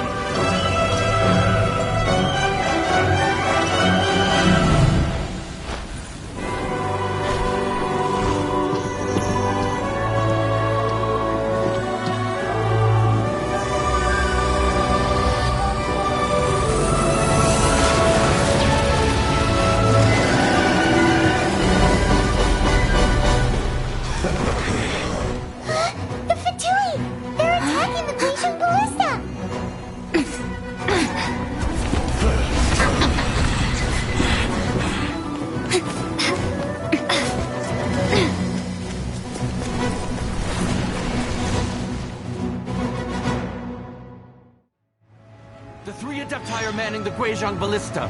Do not let the Fatui disturb their work! All able Millilith, with me! Let's go help too! We Adepti have not faced a god in several millennia. Let one see what you're made of then. What strength remains within you, one wishes to witness.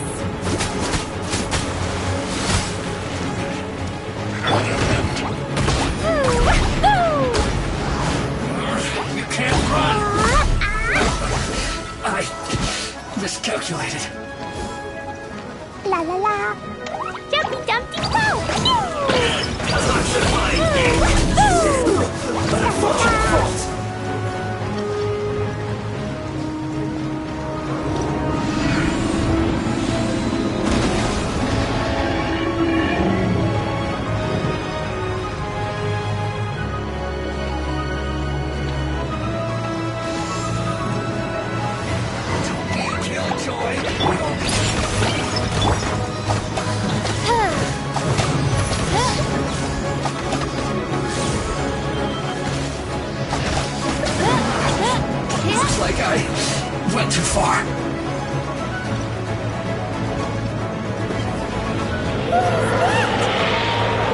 That is Osial's divine power.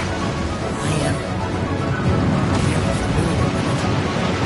Be careful not to get hit.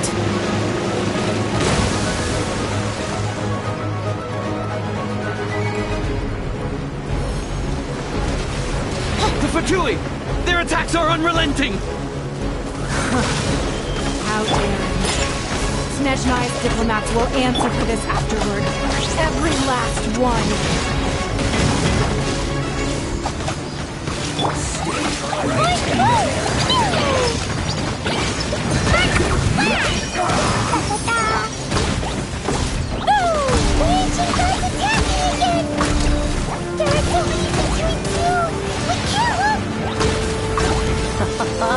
Were you about to say we can't hold them, children?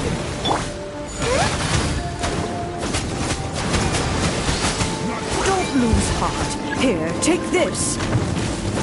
This is adeptal energy. That light from your body. It's like the time of giant cars. Whoa! It's Madame Ping's shockwave. This grid is really strong.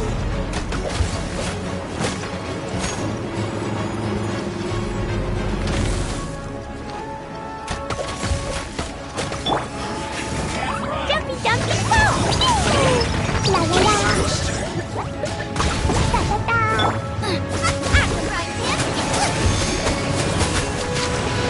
My duty. You can't. I miscalculated.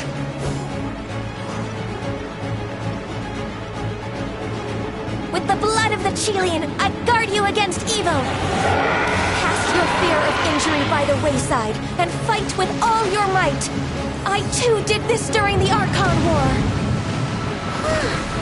So this is what Ganyu's like in a fight! My name means swiftness. Take my power and run as I do. We're going too fast!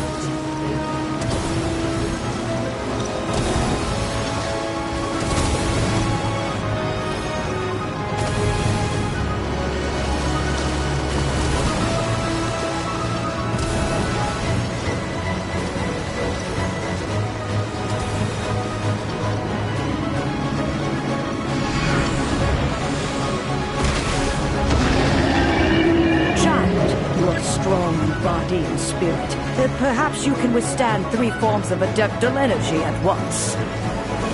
This will hurt a little. Please bear with us. Once you've adapted, try to use them in battle.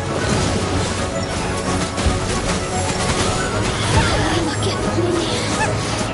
Just Race you! Blink! Time to fulfill my work.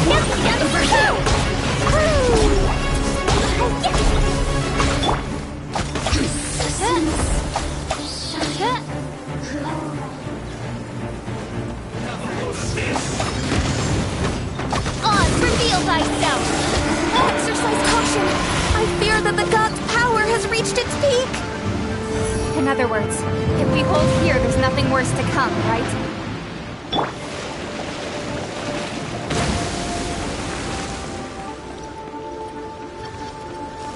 As you wish, maiden boy. In this quickly. Yes. This is it. just once.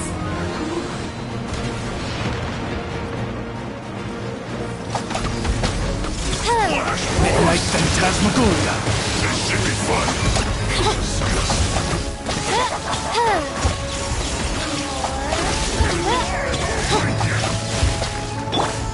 Eat this!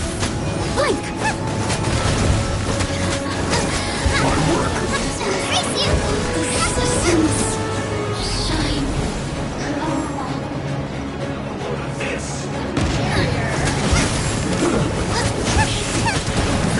Over here! The Fatui's numbers are thinning! Fight on, comrades! Once we finish this lot off, the Adepti will be able to deal with the god in peace.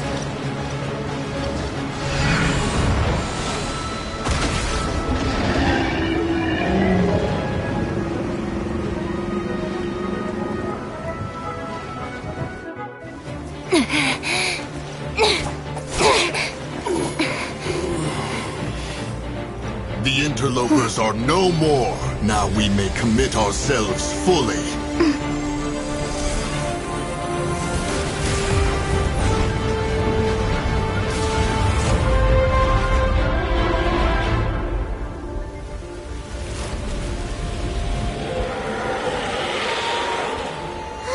It's working! We just need to keep this up!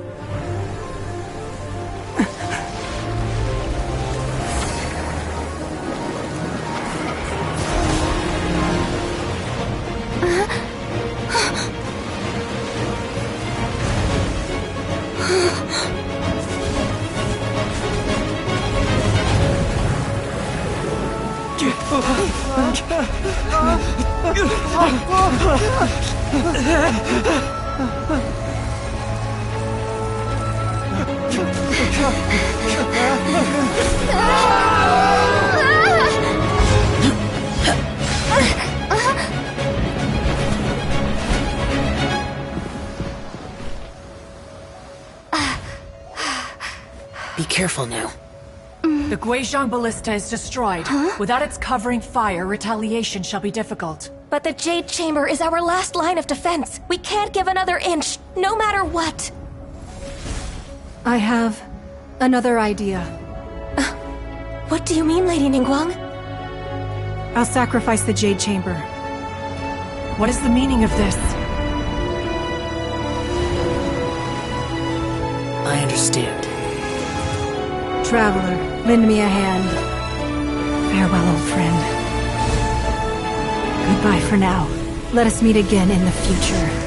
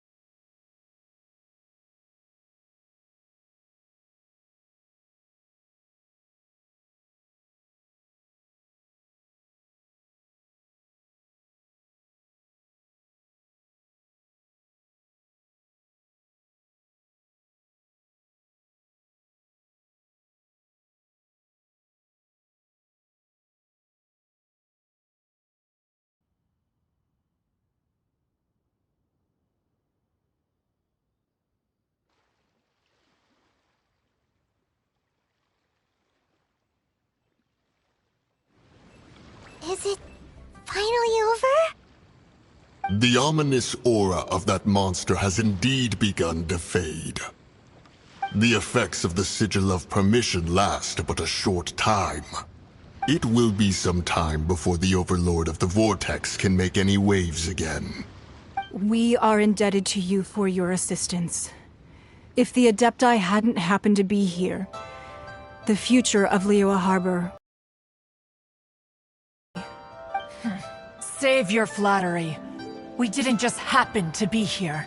Surely you won't pretend to have forgotten the reason for which we came. Come now. There's no need for such harsh words, Cloud Retainer.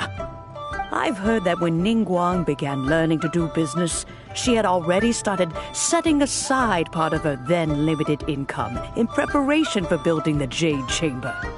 At first, it was only the size of a small room, but with continued expansion, it has become the palace that lies before you now. It is a testament to Ningguang's entire life, both as a businesswoman and as the backbone of the Liyue Qixing. Seeing the Jade Chamber destroyed in the defense of Liyue means much to her. To me, such cooperation and sacrifice deserves at least some recognition, don't you agree? Well, I was really hoping you would say that such sacrifice could at least be used as some leverage in our negotiations. Thank you all for hearing me out. We know very well why the Adepti came here today. But please forgive us. We cannot yield to your wishes. Oh? 3,700 years. According to our records, the Adepti signed a contract with Rex Lapis to protect Liyue 3,700 years ago. Even to this very day, Liyue and its lands have stood the test of time, immovable as stone, just as it was thousands of years before. But that does not mean that the Liyue of today is the same city as it was all those years ago. Do not merely cast your protective gaze upon the land. Instead, focus your sights on our city and each of the citizens that dwell within it. Are you questioning our means of protecting Liyue? I mean no offense. I simply hope that our Adepti forebears would see Liyue in a new light. Forebearers, you say? One doubts you would be fit to be part of such a lineage. This morning, Rex Lapis appeared to me in a dream. What? In the dream, I yearned to tell him that we Qixing, though mortal, are equally bound to the contract. Each passing generation of the Qixing leaves many things of value to be inherited by the next generation. I also thought to tell him how the past generations of Qixing had strove under his rule to survive in our mortal world. But I dared not speak. I could only gaze at him in silence until the moment I awoke. Oh, Ningguang. Yet another perspective. What are you trying to say, Outlander? Right! That's something that happened in Mondstadt. It's a story about the Four Winds and the people of the Animal Archon. The Animal Archon sought to quell the strife between the two sides, because he believed that such conflict would only scar the hearts of both, and that nothing good would come of it. Each of the 7 nations has its own scars from the past. Though your point is the very height of simplicity. As Adepti, we've become a laughingstock, to be chastised thus by an outlander who has lent us such succor. All right, all right. Didn't Ningguang suggest that we should focus on the city and each of its citizens? I know I already have, so why not see for yourselves? I apologize for appearing in full armor. I am afraid I cannot show the proper courtesies. And who are you? I am Feng Yan, a sergeant of the Millilith. I have come to extend my thanks to the Adepti. I thought this battle would perhaps be my last. But thanks to the aid of the Adepti, our forces were not as badly battered as I feared we might be. Although I am a mere mortal soldier, I promise to hold the line and never betray the grace given to us by the illuminated Adepti this day. Huh? Why does everyone look so down? Didn't we just beat that big monster? Weren't you frightened, dear? It was quite the predicament. I wasn't afraid. All the strong Millilith guards were there, and those powerful heroes with their visions were there. Everyone was there. When danger is near, everyone always protects me. And the rest of the time, they make fun toys and tasty snacks and loads of things that make the harbor so pretty. Thanks for protecting Liyue Harbor. Please come visit us for the next lantern rite. Unfortunately, we wouldn't be able to participate. Huh? Because we are Adepti. Oh, okay. It must be hard being an Adeptus. Aww. You see, this is what Liyue is like today. The country of contracts is grateful to the Adepti for their protection. But it is no longer necessary for the city to rely on the Adepti's power to solve every little niggling matter.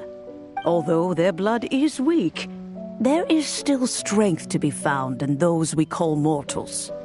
The time of contracts between gods and Liyue has long since passed. Now is the time of contracts between Liyue and its people. Seeing the port around us now, it is hard not to feel a bit out of place. Wouldn't you say so, Cloud Retainer? Your line of inquiry is askew. One did not spearhead this expedition to Liyue Harbor. Seems like the Adepti have had a change of heart. Let us return now. Eager to leave, Conqueror of Demons. Yes, one understands what the Conqueror of Demons means. The city of Liyue has changed much after our long separation. One fears that by the time one finally grasps the new contracts of Liyue, you humans would have once again changed the place beyond recognition. Fair enough. Away we shall, and return whence we came. Since we Adepti have consensus, then one shall persist no further. But how will we ensure that the Liyue Qixing will not simply exploit their power once we depart? In my view, that is still a thing to be guarded against. All right, Mooncarver, you needn't worry. It seems to me that this right of supervision is best left to the people of Liyue. Looks like the conflict between humans and Adepti was avoided. All's well that ends well, huh? Oh, right! It's nice that we've got peace and all, but we're forgetting one thing. Child wanted to unleash the god so he could lure Rex Lapis out. But we were able to handle the Overlord of the Vortex on our own. So Rex Lapis never showed up. Oh, and speaking of that, don't we still need to get to the bottom of that Archon's death, too?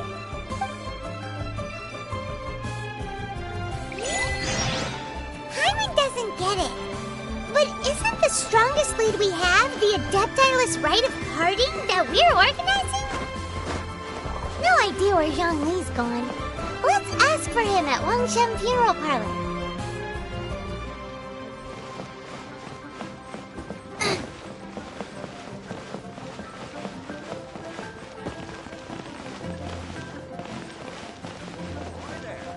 You're there?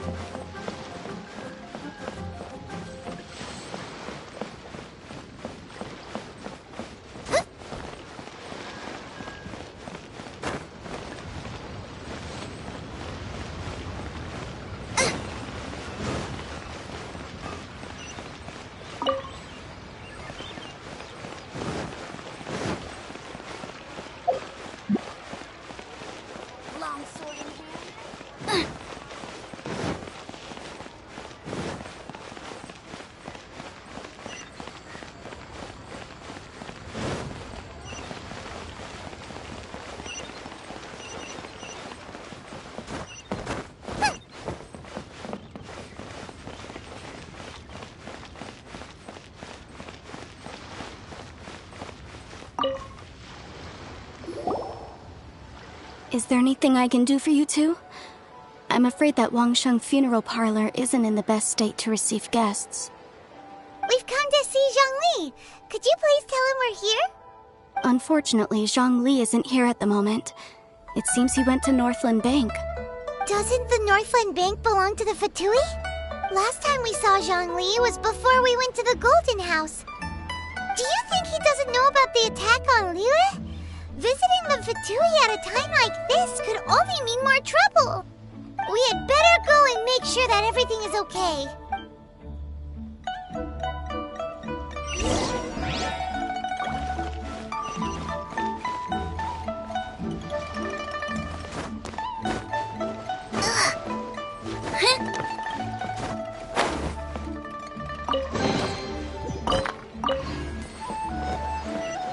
Here is consumer psychology.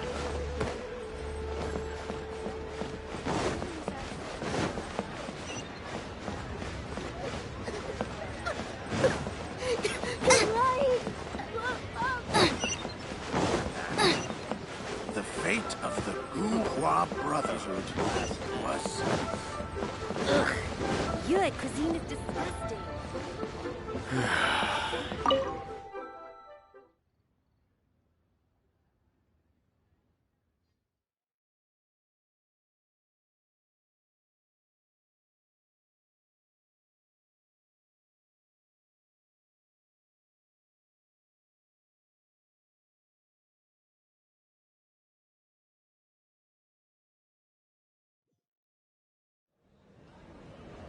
You call this cooperation between Harbingers? Cooperation involves communication, you know. Don't take it to heart, child. Besides, aren't you happy that you got to skip the formalities and bring chaos to the land? I'm sure you must have enjoyed that. Oh, it seems that some of your friends have arrived. Hey, it's Zhongli and Child. And you! You're also one of the Harbingers? It's you two. I believe we've met once before. In the city of Bar... You'll remember my name. Ah, right. I imagine that it must have been rather hard to forget watching helplessly as something precious was snatched away from your friend. Well, if it isn't you two. This is our first time seeing each other since Liyue was nearly wiped off the map. This is certainly a bit awkward, wouldn't you say? Paimon knew that we should never have trusted a Fatui Harbinger. Oh, now don't say that. Sure, I may have misled you, but I never had anything against you personally. Besides, I thought we were getting along quite well together, didn't you? Except for that little tussle we had at the end. Nothing personal. We just have different views, that's all. Of course, you may very well hold this against me, but that's up to you. The real deceivers here are Senora and Zhongli. Curse them for leading me on. So actually, I think... Stop wasting time, child. There'll be plenty of time to chat once I'm through here. You remember the agreement, Morax. Now, if you would be so kind. The Gnosis, please. What in the world are you talking about? The contract is fulfilled. That which thou seeketh is now bestowed unto thee. For my promise is solid as stone.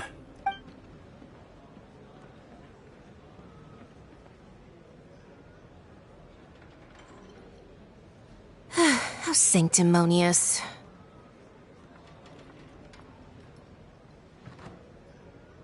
What?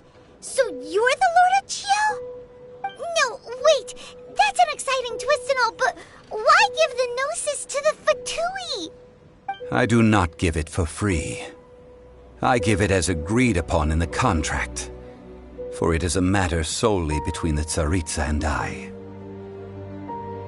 Yeah, you don't think you went a little bit too far with that whole fake death thing? Everyone was preparing the ceremony for you, and splat! This big dragon falls out of the sky, and all of Liyue goes into an uproar. Talk about a disaster. Gathering all the forces that had been bubbling behind the scenes, and then stirring them together in a pot that was bound to boil over. That's what he wanted to see, am I right? Wait, what? Perhaps it's best that I explain. As you know, I've dwelt upon this world for more than 6,000 years. I witnessed the founding of Liyue, together with the Adepti 3,700 years ago. Even boulders that can withstand whirlpools will erode with the passing of time. I kept convincing myself that cracks had not begun to form, until one drizzly day, as I was strolling along the harbor, I heard a merchant tell one of his workers, "You finished your duties. Go ahead and call it a day." I stood motionless among the crowds, asking myself, have I already finished my duties? Oh, Zhongli. But as I began to consider relinquishing my divine role, I soon discovered that many reasons still remained to not hastily depart. Was Liyue, the city I had dwelt in for so long, already prepared to enter its next age? I decided that a test was needed in order to reveal the answer. So I feigned my own death, and gathered the cast of Child, the Adepti, and the Liyue Qixing to play their roles together on the stage that was Liyue. Indeed I was. The gnosis which I had kept for so many years suddenly seemed to have lost its meaning. That's right. Which is why I continued to safeguard the gnosis until now. So you mean that if the chaos ever reached the point of no return, you would simply appear and use your divine powers to bring Liyue back under control? Of course, and it would have been all too easy for him too. Just as a child quickly matures after losing their parents, so has Liyue matured when faced with the death of its deity. I was pleasantly surprised with the finale of the show that you all put on. Why, you even deserved an encore. The Adepti deserve the greatest applause, considering their years of seclusion. They hardly recognized the city, yet faced with such a crisis, they exerted the greatest amount of restraint. Not only did they manage to cooperate with the Qixing, but in the end, they even tried to understand the heart of the people. And hats off to the emissary dispatched by the Cryo-Archon to fulfill our contract, Signora. She managed to keep everything she knew in strict confidence, far from the eavesdropping ears of her colleague Child, just as I had requested. All the while, I carried on as Zhongli, and fulfilled the traditions of Liyue in this mortal form. Thank you. These things were all a part of my script. The only unforeseen plot twist was the conduct of the Liyue Qixing. I had expected them to do no more than the Adepti, to come to the defense of Liyue. But when all was said and done, they seized the opportunity to supplant Liyue's divine protectors, and used the subsequent power vacuum left by my death to quickly gain complete control of Liyue. Huh? That doesn't sound good at all. On the contrary, I think it is excellent. I had always feared that it was too soon for them to take over from me. And it was also that which I longed for the most. As such, this is the best parting gift anyone could have given this god of old. Hey, what about me? Doesn't anyone feel the least bit of remorse for deceiving me? You've practically kept me in the dark! I think that thanks would be more appropriate. You certainly played no small part in all of this, wreaking havoc and turning the city upside down. The Lord of Geo ought to thank you for your performance, if anything. If you hadn't created the pressure of a battle between mortals, Adepti, and a god, the lump of coal resting in the hands of the Geo-Archon, Liyue, would never have been able to become a dazzling diamond of a city. Huh? Just whose side are you on, mocking me like that? Are you itching for a fight? Be that as it may, you've come out of this as the hero of Liyue. I, on the other hand, will be forever prescribed as a disturber of the peace, no? Well then, with the Gnosis in my possession, I have no use for such idle chatter. We should return to Zapoljarny Palace and seek an audience with Her Majesty, the Tsaritsa. Come, child. Fine. I'll meet you there later.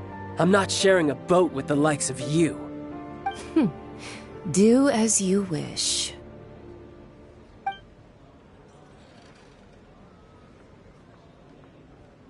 Now then, is there anything else you wish to ask me? Right! As Zhongli always told us, a good trade is a fair trade. Paimon has no idea what could be a good trade for a Gnosis. Realistically speaking, there is no such thing. Huh? However, I am the god of contracts. For thousands of years, I have made countless contracts. If the deal was of no benefit, then I certainly would not be inclined to agree to it. My agreement with the Cryo Archon will be the last of my contracts as the Geo Archon. My contract to end all contracts. As for the bargaining chip that the Tsaritsa used to balance the scales, uncover that answer for yourself in your future journeys.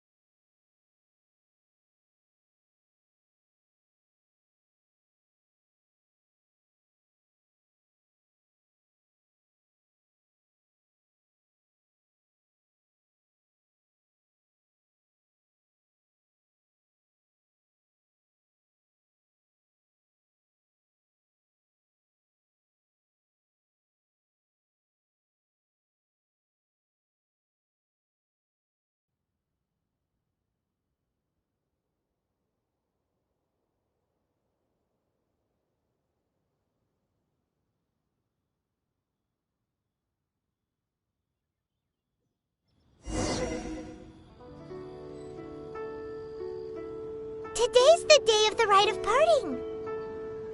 Although the star of the show is fake, we spent so much time trying to organize it, it would be a real shame not to go there now.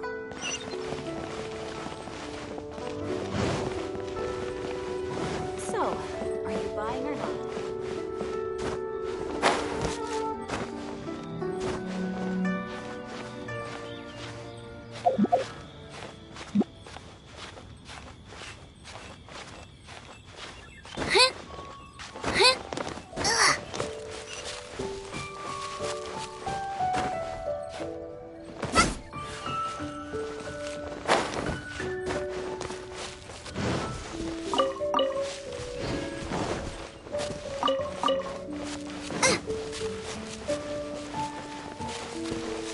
You know that god from the ocean couldn't have just shown up out of nowhere. I mean, it's been 2,000 years since Rex Lapis subdued it. Yes, and to think that this happened right on the heels of the incident with Rex Lapis, too. Say, do you think the person who assassinated our lord and released that evil god might have been one and the same? Now that you mention it, that's very possible. Yes, it's very possible indeed. I mean, it all fits together. That person must have colluded with the evil god to harm Rex Lapis. Oh, that wicked, black-hearted scoundrel. Still, what sort of supernatural prowess must this person possess to be able to do such things? I have never heard of such a person in all my years. Ah, forget it. Guessing's no use to us. Look, the Millilith over there looks like he's about to make an announcement. Let's hear what the Ministry of Civil Affairs has to say first.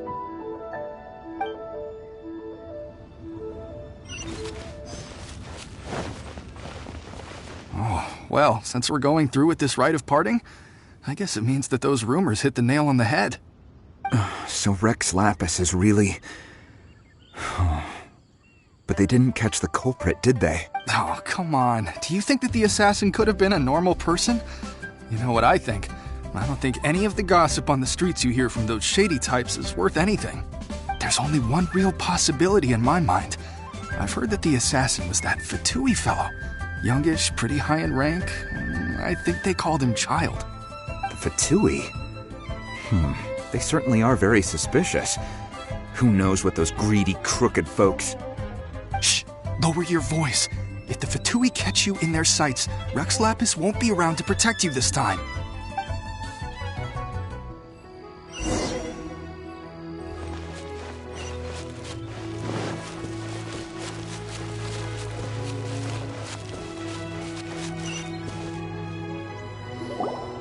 Hear ye all! The Qixing's words. Though a dragon soars ageless as the mountains, it too must return to dust. Gods and Adepti live glorious lives, but both light and shadow have their season. So too must they face divinely appointed trials. Rumors and hearsay abound on the streets that Rex Lapis was murdered. Now, let the truth be revealed. Having been thwarted in his trial, Rex Lapis's soul has recouped the celestial heights. He beseeches the people of Liyue to grieve not, and to let not their hearts be saddened. Nor are they to believe street-born rumors, or indulge in baseless speculation.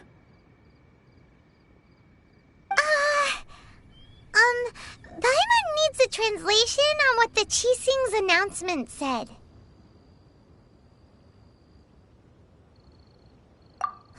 So that's how they're spinning it. Something feels off. Why would they suddenly give up looking for...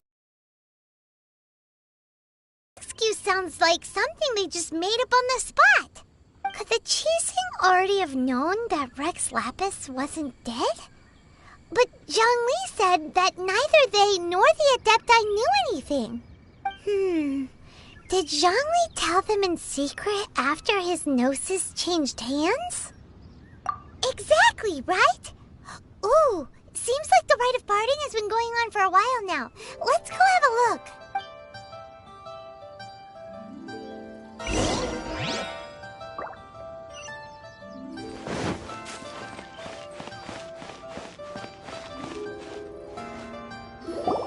Look, it's Ningguang and Keqing. Are they saying something? Are their speeches over? As said previously, Rex Lapis's soul returning to the heavens is the end of the contract. And it is also the end of an era. 3,700 years of contracts burnt and reduced to ash. We, the people of Liyue, were indeed prosperous. But blinded by our prosperity, we forgot that time can be pitiless. The long, unending dream of our Archon walking among us. Now that we have awoken from our dream, we must learn to say farewell. Will you stand with us as we re-establish our contracts? As we build a new age of prosperity? So concludes the words of Her Eminence the Tianquan. Does Her Eminence the Yuheng have anything to add? Huh? Is she looking this way? Traveler. Yikes! She really is looking our way! Is that the traveler who they say defeated the ancient god? So young. The Liyue Qixing always repay their debts. And as you have heard, our eyes see far and our reach is long. Name your price. You deserve that much. Whoa!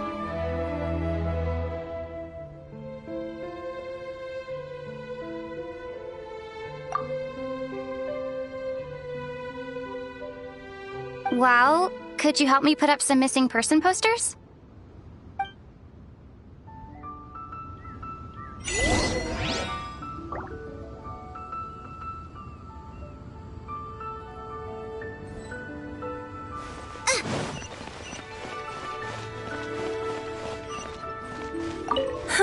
And to think I'd put my best perfume on before coming here, thinking you'd like it.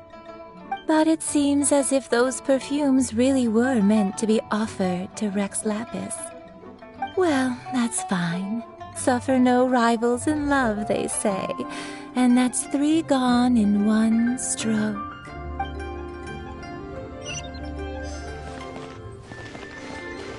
Roping you in was possibly the most masterful move we could have made. I believe that future generations will say so too when our deeds come up for their review.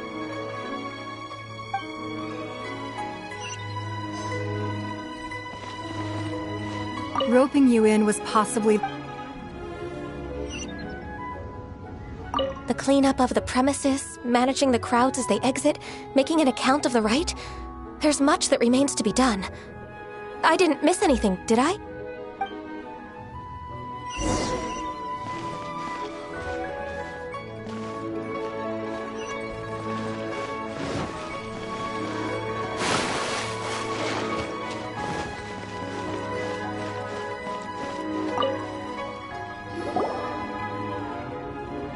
Hey, Zhongli! Look at this! Everyone in Liyue is caught up in their emotions, thinking that they'll never see Rex Lapis again. And here you are looking all relaxed.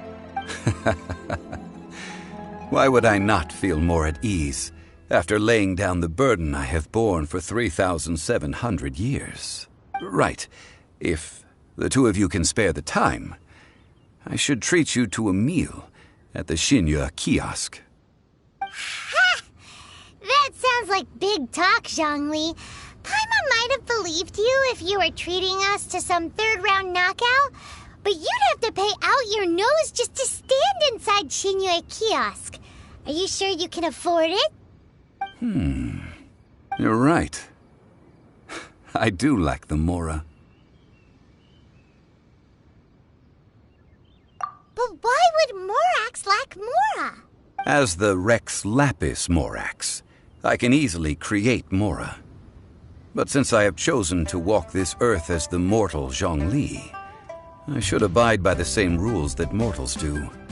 When I was journeying with you, though I still had the Gnosis in hand, I knew that I must soon retire from my role as an Archon. So I had to rehearse a little for my new life. Oh, no wonder!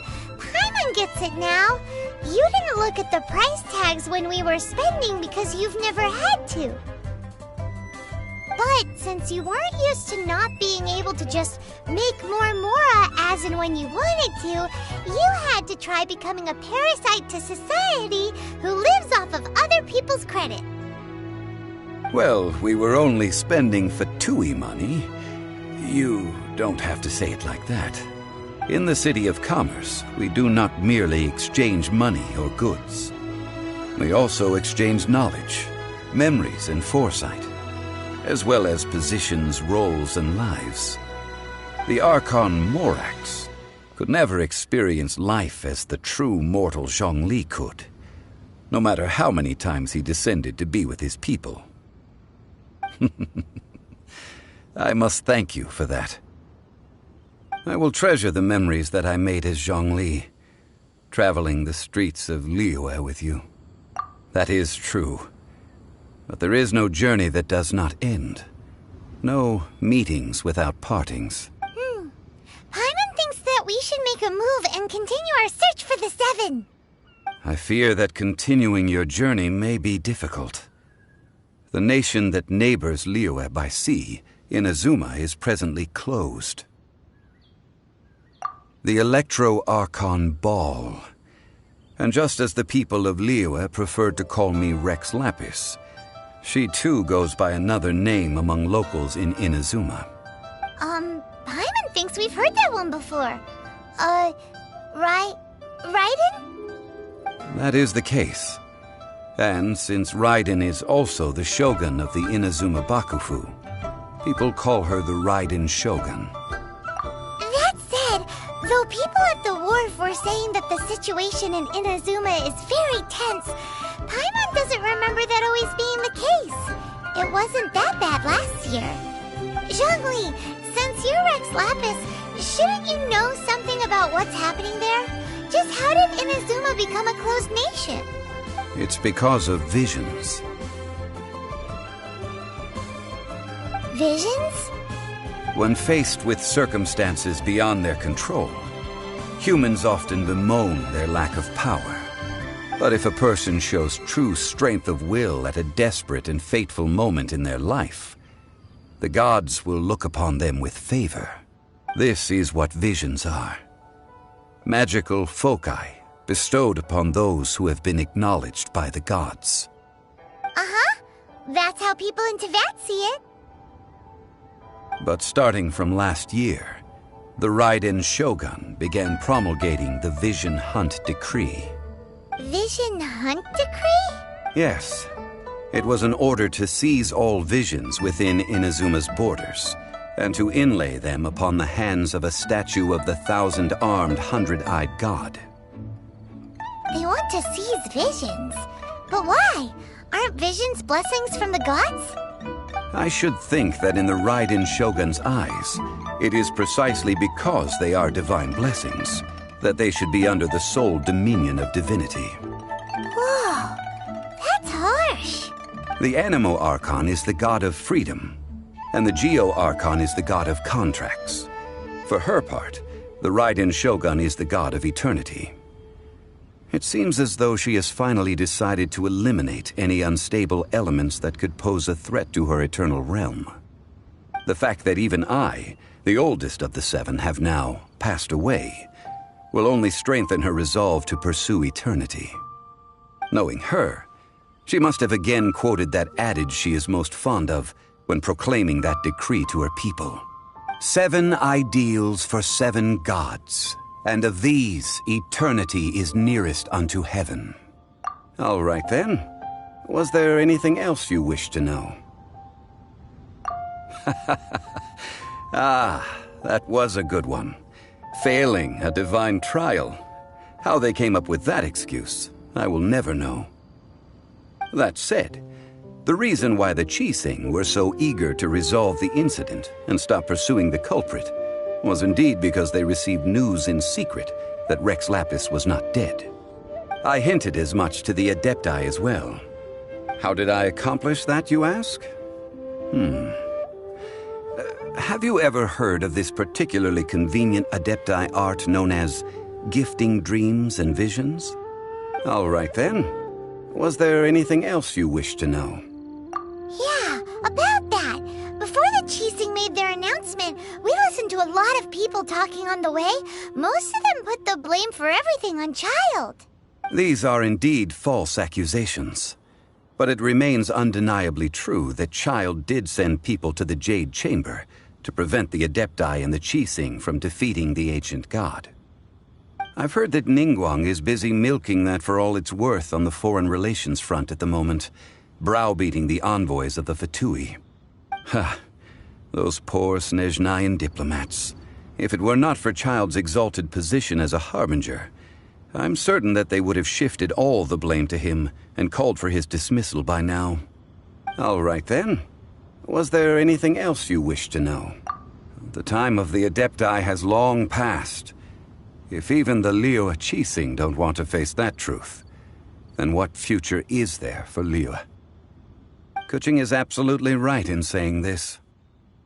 Now, though I did laud Ningguang's desire for power, believing this to be a good thing, and thought as a matter of course that she must have been behind the Qixing's plan to take governing power over Liyue from the hands of the gods and Adepti. Could the original person who brought up the idea of seizing power have been... All right then. Was there anything else you wished to know? That's right. Zhongli, now that you don't have your gnosis, what's going to happen to all the Mora in Teyvat? Since Morax is dead, are they all just gonna disappear? Also, isn't the Golden House the only mint in the entire continent? Will it even continue to work? The Mora present now will not vanish. But the Golden House will indeed have to cease operations for a lengthy period of time, since creating Mora requires the use of the Geo-Archon's power. This is terrible! We're all about to run out of Mora! The world is coming to an end! Yes, this is indeed a major issue from a financial standpoint. Well, I suppose we'll just leave such troublesome matters to the Liyue Qixing to debate. Then, did you at least set some private funds aside for yourself? Oh, a private fund. This does seem like a good, logical, common-sense idea. It's a shame. What's a shame? It's a shame that I didn't think of it at the time. All right then. Was there anything else you wished to know? Well then, I suppose you'll have to find a way to get inside this closed nation. Have patience. I suspect that some serendipity must first come into play.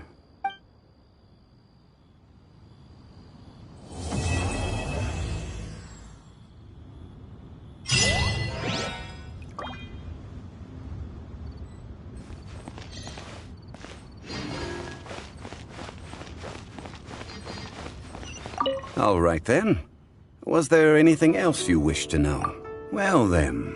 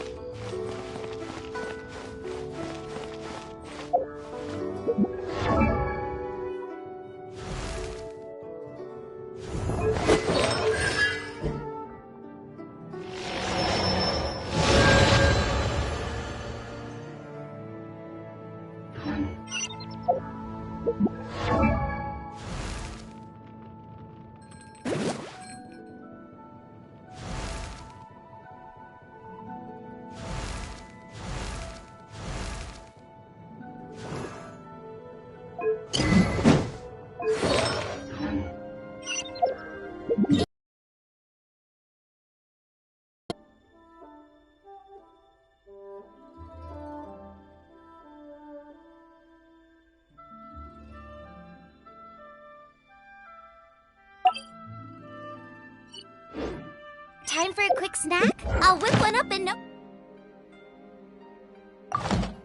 time.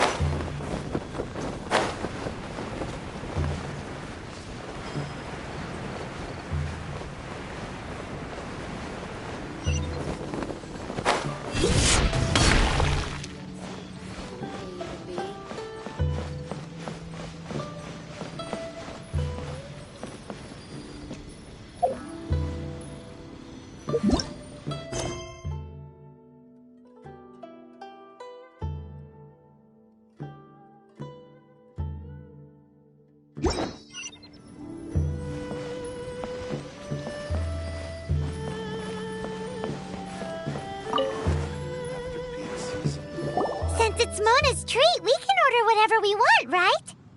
Of course. I am a most generous master, after all. But only if you can finish it all. Wasting food simply will not do. Excuse me, what would you like to order?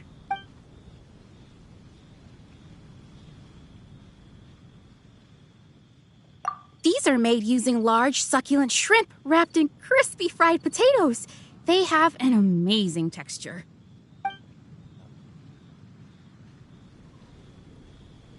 Though tofu could not be a more ordinary ingredient, it and crab roe are truly a match made in heaven. It's one of our specialties. It's exactly what it says on the label. Abalone made from vegetarian ingredients. It's just as good as the real thing.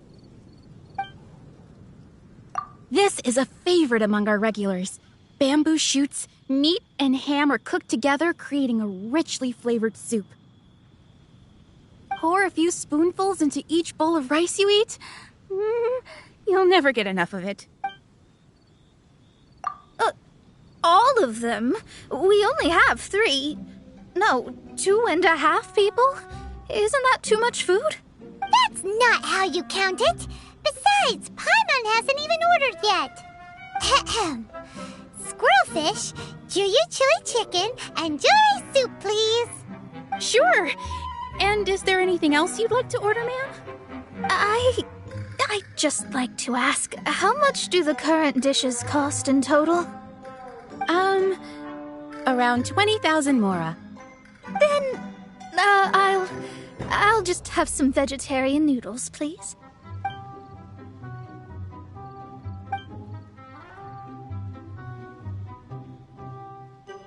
Paimon's been thinking about something since we started eating. Is it because she actually doesn't have money? I heard that. I said I was treating. How could I be rattled by something as mundane as Mora? An astrologist's mind is set on studying the stars. Being so easily disturbed by such banal matters would hamper my judgment. Especially the act of overly gratifying oneself using Mora. It is both vulgar and dangerous. So, not eating the dishes we ordered is also part of an astrologist's pride?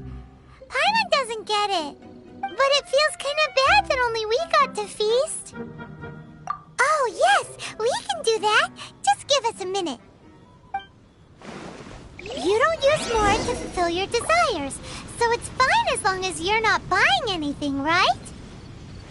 Let's go borrow the kitchen from the innkeeper.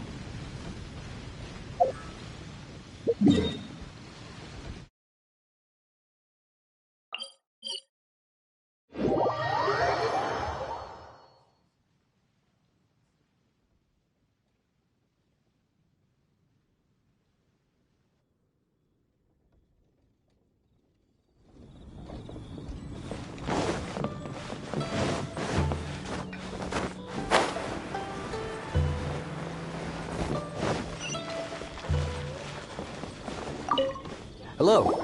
How may I help you? We'd like to borrow the kitchen here. Ah, I see. In that case, sure. As long as you've prepared your own ingredients, feel free to use the kitchen. If I may add one more thing. You must be quite well versed in the art of cooking, yes? Talented indeed. Actually, I have a small suggestion to make. From your clothes, you're most likely not from around these parts. But since you've come to Liyue, would you like to try making Liyue-style cuisine? I have a recipe for golden crab with me.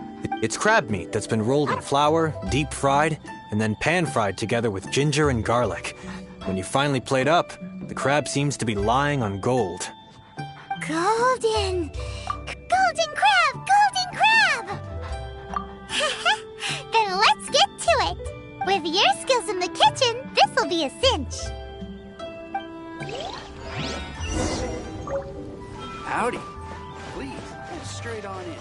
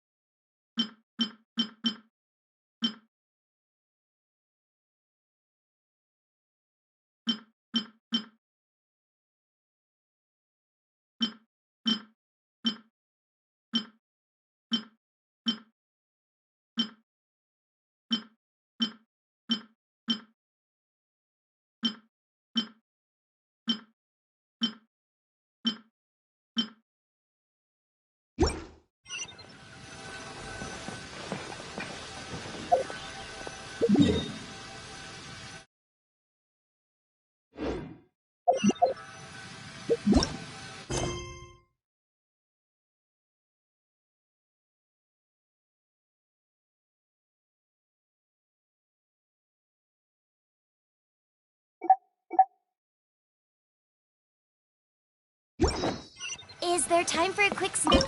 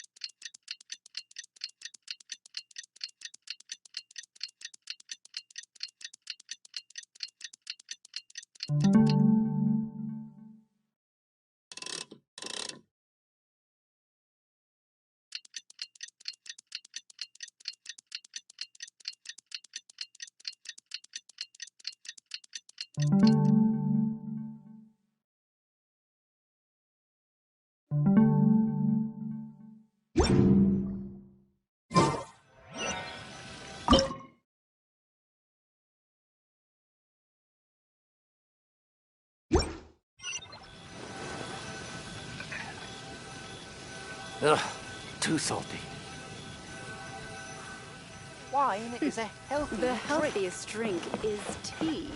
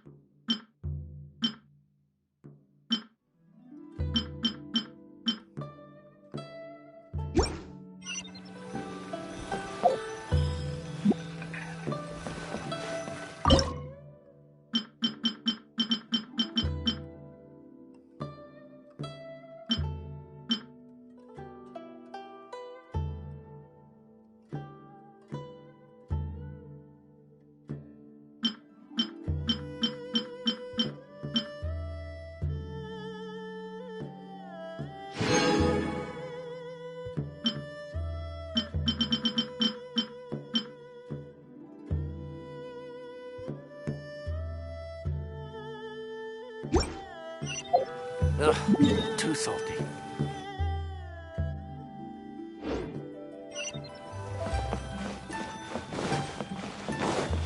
Let me guess where you're from. Race you!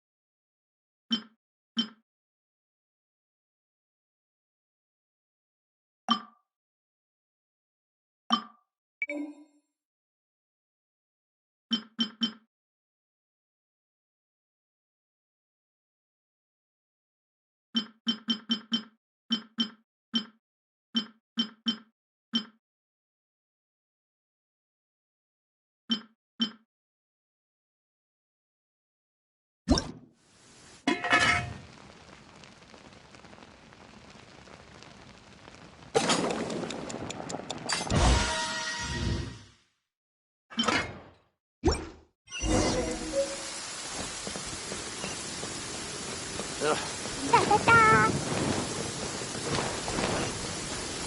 啦啦啦。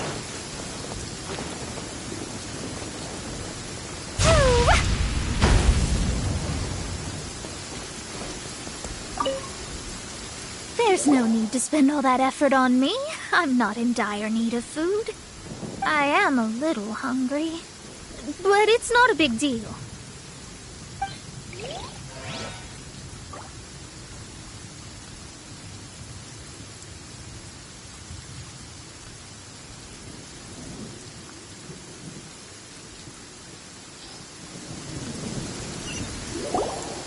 This aroma is...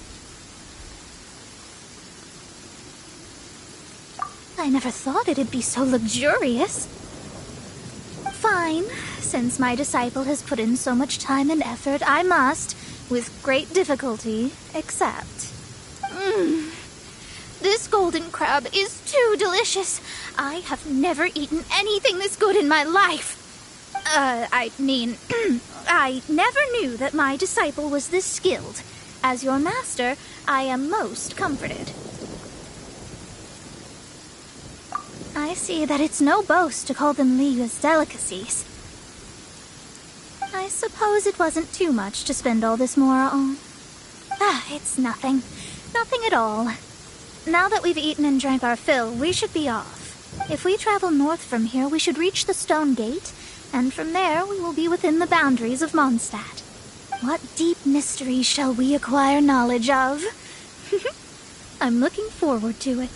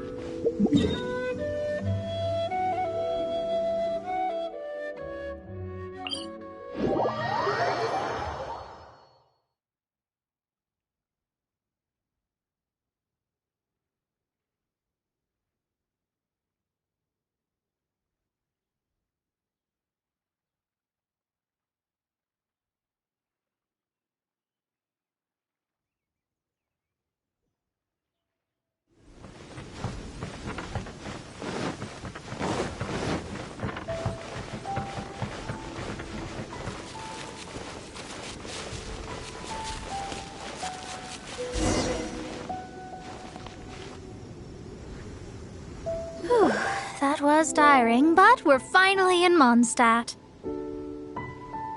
The quest to plumb the wondrous depths of knowledge is indeed arduous. Paimon's not tired. That's because you float. Well, it doesn't look like an astrologist is all that amazing either. That's because you have too many unrealistic fantasies about astrology. Are you also resting your feet here? Who are you? Oh, my brothers and I are all merchants. We just finished doing business in Liyue, and we're preparing to head back to Mondstadt. You look rather tired. The cart we hired will be coming in a while. What say you to coming along for the ride? Along the way. The more the merrier. There's no need. Now shoo, get out of our way. Huh? Miss, is there something wrong? Cease your pretensions, bandit. Picking up people on the road who appear vulnerable, robbing them blind once they've gotten on the cart, then taking them to some Archon-forsaken place. Is that your deal? What are you saying? We came over here to make conversation, and this is how we're rewarded? With, if you don't want to get on, don't. Crazy girl. Well then, shall I tell you now which objects you have on you that are stolen? If you have any quibbles, we can bring people to corroborate what I've said, and all will come to light. If I lose, I'll pay you 20,000 mora. But if I win, then you'll be eating prison rations in Liyue Harbor tonight. How about it? If you're real legitimate businessmen, there's nothing to fear, is there? You've pushed it too far, brat. I don't know how you found out, but as long as we get rid of you, no one will have to know. Don't fret, it's just a few bandits. You said earlier that there was nothing amazing about astrologists? Well then, this is a good time to show you what your master can do.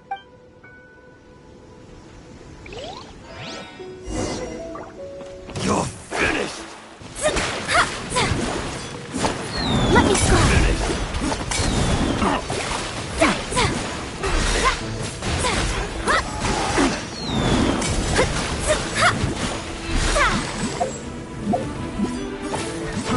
Fry!